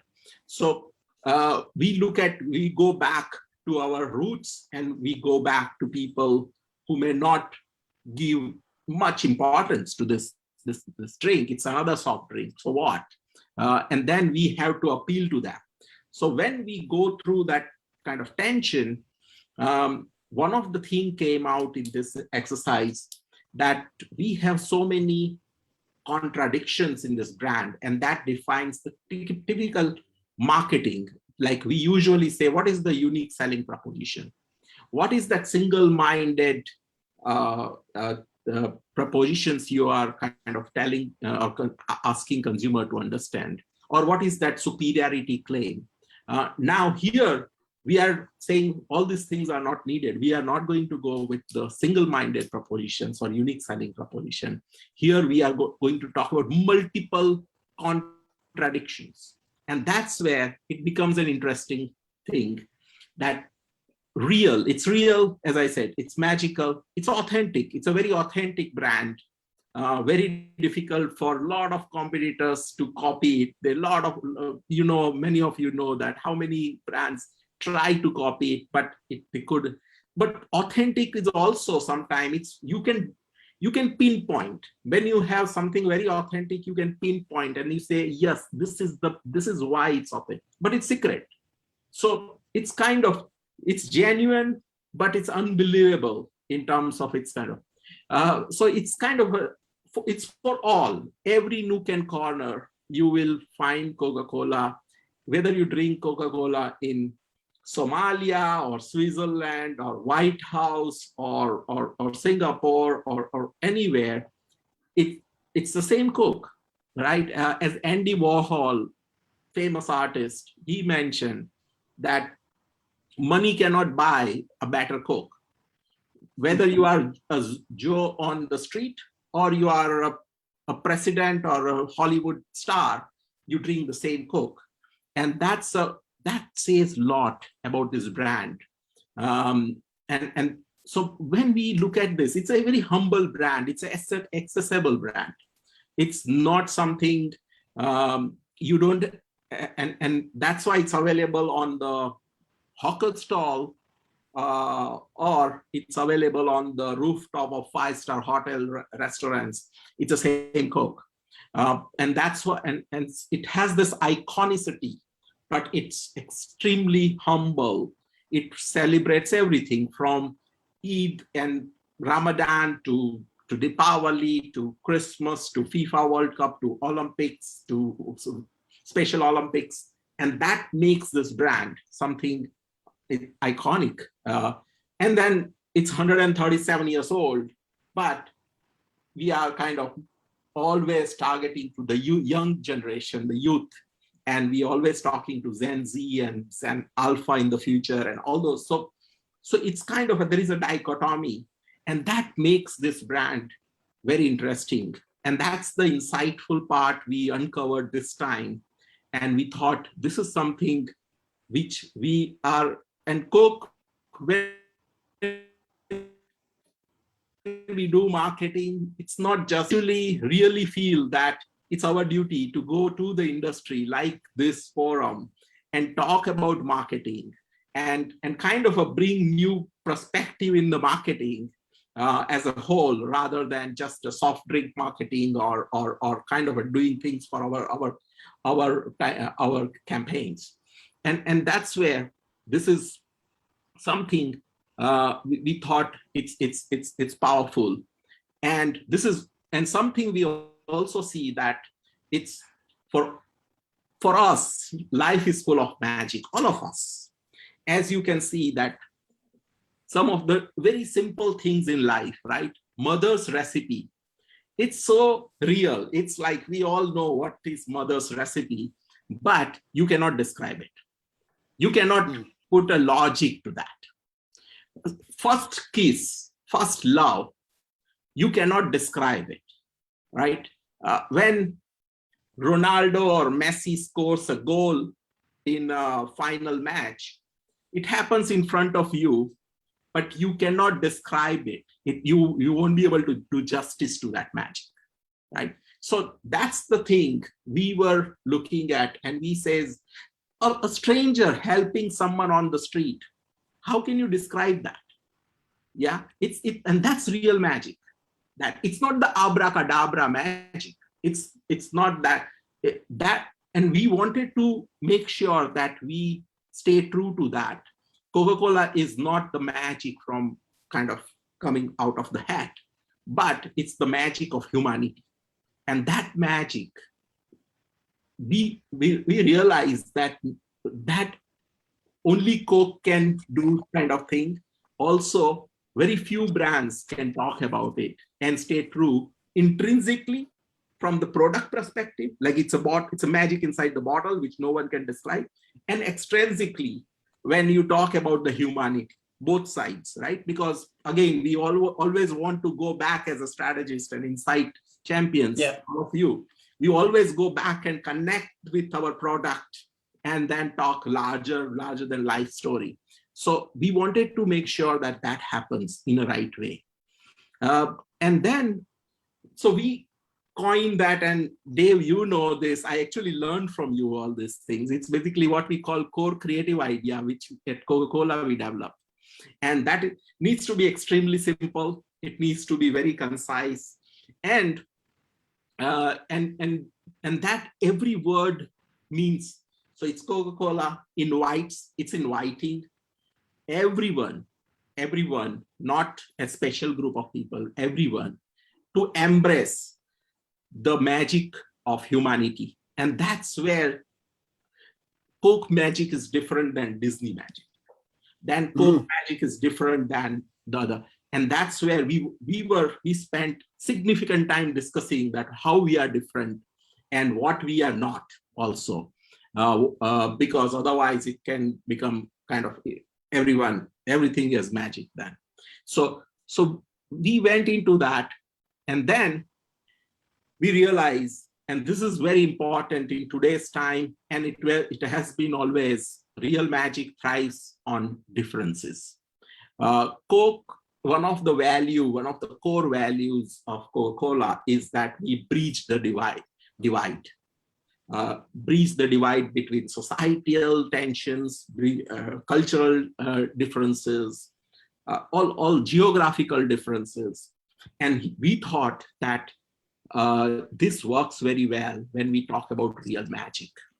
And that's where, whether there are languages, and what we did this time, we didn't want to tweak too much. We don't want to change too much, but we want to refresh some of the elements, right? So keep the same familiar aspect, but then bring the freshness also. So unexpectedness and the classic coming together. And so we looked at our logo. Our logo has always hugged our packs. So it has always been, when we see that, we always see as a curved logo. Yeah, as Dave is showing. You don't see like a logo straight, right? But we never shown that way to people. And then, so we call this a hug logo, because it used to hug only packs. Now we say it can hug the pop culture, people, situations, humanity, and it can create a different kind of a social media language. It can create a different kind of Instagram language. It can create different kind of invitation. And all clients says, hey, can you make my logo bigger? And here is the big logo. How big you want, right? It's like, so it's the other way around also. It's like but it doesn't intrude. It doesn't look like, oh my God, look at the logo size. It's kind of jarring. It doesn't feel like that. It has a role to play. It's sort of if I can interrupt that, and that, if I can just interrupt, what struck me when you first showed it to me, and I think you kindly shared something to me just before the official launch and the rest, and what really struck me was this thing that, as you say, other brands, and I've just been working on something else, but other brands always insist, we've got to update our logo to be more modern, right? And you go, well, I've always said, well, Coca-Cola hasn't done it for like 100 years, right? But you have done it this time, but you haven't done it. It's a cheat, right? It's an absolute cheat, because you've updated it, but all you've done, as you said, is just, that's the way most people see it anyway, right? So on a daily basis. And I think it's wonderful. Yeah. And absolutely, Dave. And that's the magic. That's the real magic, that this logo has suddenly become a TikTok friendly. It has become a filter, right? It can become a TikTok filter. It can, the way we are looking at it, it has modernized without kind of changing anything in it. All the curves, all the Spencerian elements are exactly same. The thing has changed. And that's where we look at, and then we say that world needs real magic more than ever right now. World is getting polarized, world is getting more tensed, more worried, more everything. It's like, it's more divided actually. And that's where we thought that what is the role of Coca-Cola at this point in time? And then we looked at and we says that, and we need to create movements. We need to create movements to bring this world. And right now we need this to spread positivity, optimism. And that part, we need to highlight. And that's why this, if you see this visual, it's actually all these illustrations are done by different artists from different part of the world. So we actually briefed multiple artists and saying, you bring your art and use this hug logo and showcase the humanity, right? When we look at, this is an inflection point, and we know that pandemic, I heard you, all of you were discussing just now. Now the dichotomy in the human life, while we are rebuilding a lot of elements in our life, and choices to either go back to our binary ways of, or refresh the rest, reset ourselves to make the world a little better. That is, the world has gone cynical. And how do we make it a little less cynical? We cannot change. Coca-Cola, we know we have to keep that in mind, that we are not the magic wand. We are not the United Nations. We are not the religious body. We are not going to change the world and make it perfect, but we can make little difference. And that's where we know that what we can do and what we can't do also. So it's kind of that right balance we need to keep. And as we go into the thinking, and then as we looked at, and we say is that the dichotomies of our times threatens to divide us. And that time we need to bring people together. So look at this kind of a very simple art done by very young artists. And then we said, okay, we will take this a very basic illustration and kind of we can create a billboards. So we can create lots of stuff. We can add, you are creating a movement, you are creating a people, the cultural advocates, the creative communities, and everyone kind of working on. Actually, when we launched, some of the creative people created a real magic challenge, creative challenge on their own without we involving or we briefing them at all. And they they're doing like putting two political figures together and saying real magic, you know, and underneath the hug. And we were like, oh my God, this is like, we would not do certain things which they were doing, but that is the power of the idea. And that's how we looked at the whole exercise. And the real magic is created by people, as I mentioned, but triggered by culture. And this is very, very important. That's how we look at everything, that we cannot say, hey, now this is going to be like that. Brand Coke says that, the big brand from Ivory Town. It doesn't work like that. We need to stay on the ground, and we need trigger, like culture to trigger that.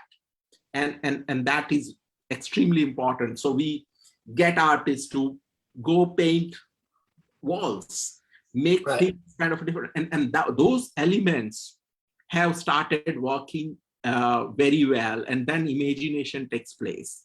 Then it goes kind of, it brings a pop culture-ness rather than a brand doing their advertising and pasting their point of sale everywhere. And that, so as we look at things and as we start kind of putting, when you see our packs as big as that on the, but it doesn't feel intruding. It doesn't feel that, oh my God, so look at such a, they're just a client decided to make a big size pack. It's not that. And it lives in the culture. It lives in a kind of a larger world. And then, as I said, like one of we add colors and it suddenly starts looking different, but it lives. It's like, we don't need to make everything red because Coca-Cola is red. And that is the beauty. It's still, you see Coke as a Coke because Coke, the mark is still in either white or red, but everything else about it encompasses everything else in the world, right? Absolutely. So, absolutely. Hey, we've only got a couple of minutes, Pratik. I just wanted to ask you a question. I'm done. Right? Yeah, I'm done. Yeah. So my question is, and somebody else has just posted a question about this to me. So in the process of doing this, and I know it took about a year from the time you were appointed, or nearly a year to the time the campaign came out, right? And you worked with tons of agencies and creative people, hundreds of them around the world. But there must have been a point where you or somebody saw a piece of research or just a line, right? And you went, yeah, that's it, right? So, because you were an agency planner for forever before you went to the dark side and went to work for the client, what was that moment? What was the moment and where did it come from? Yeah. So Dave, completely agree.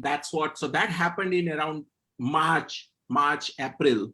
So we started this work and briefed everyone in December, and March, April, we had this kind of a moment and that was the whole dichotomy aspect.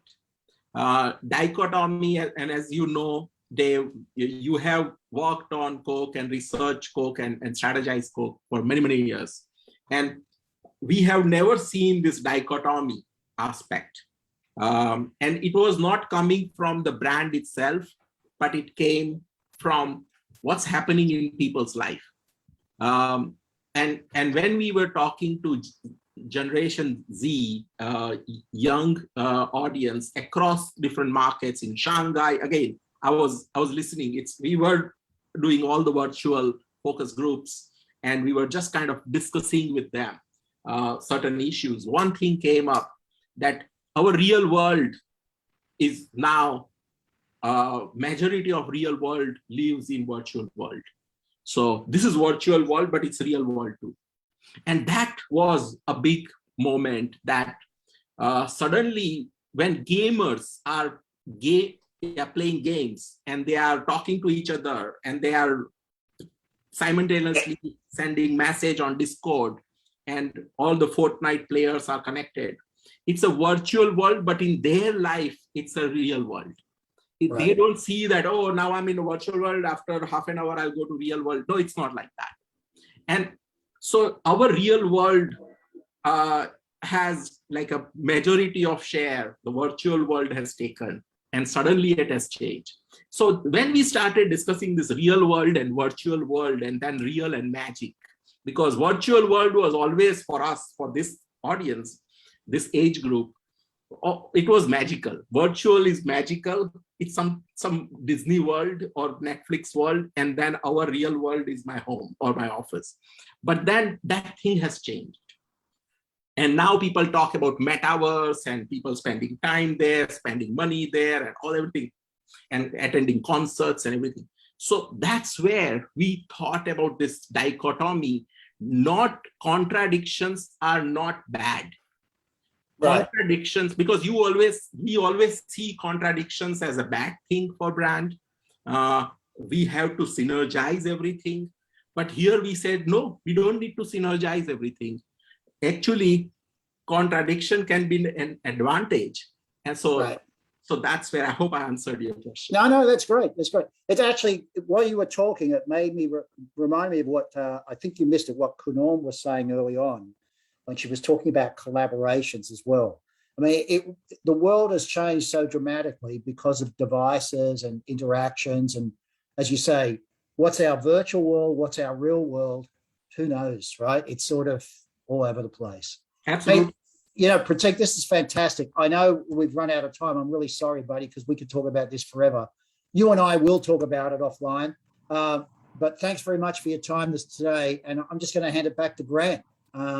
Thank you. Thank you, everyone. Thanks, buddy. Bye-bye.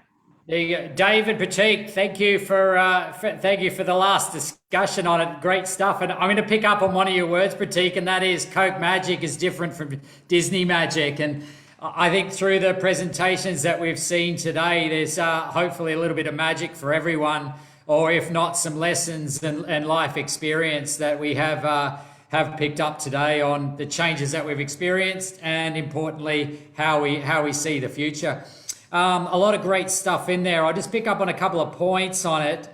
Purpose for companies and brands, I think, has never been so important, and that's been certainly picked up. Amanda had also mentioned too, businesses has to get into the driver's seat And never have we seen it more important over this particular period, and quite clearly it'll be continuing as well. We also focused on the cultural relevance as well, and that was also discussed. One other element I'd like to also pick up on, and we did focus on the human being aspects, but I just wonder, and food for thought for next time, is it really human beings or is it social beings? And are we going to go back to socializing more? That's probably a critical element, both from a health perspective, mental health perspective, and just a collaborative experience as well. I think the last point I want to make for the people on the call here, and that is, I think all the presentations that we've seen today, insights and data, I think has never been so important for how we're going to see the future and what role it plays. So I'm going to leave you on that point. Thank you very much for the speakers. Thank you all for the insights and the discussions that we've had. I've certainly enjoyed the session, and hopefully you have too. Thank you very much, and good afternoon. And I don't think it's a good morning to anyone left. So thank you very much. Have a good day. Bye-bye.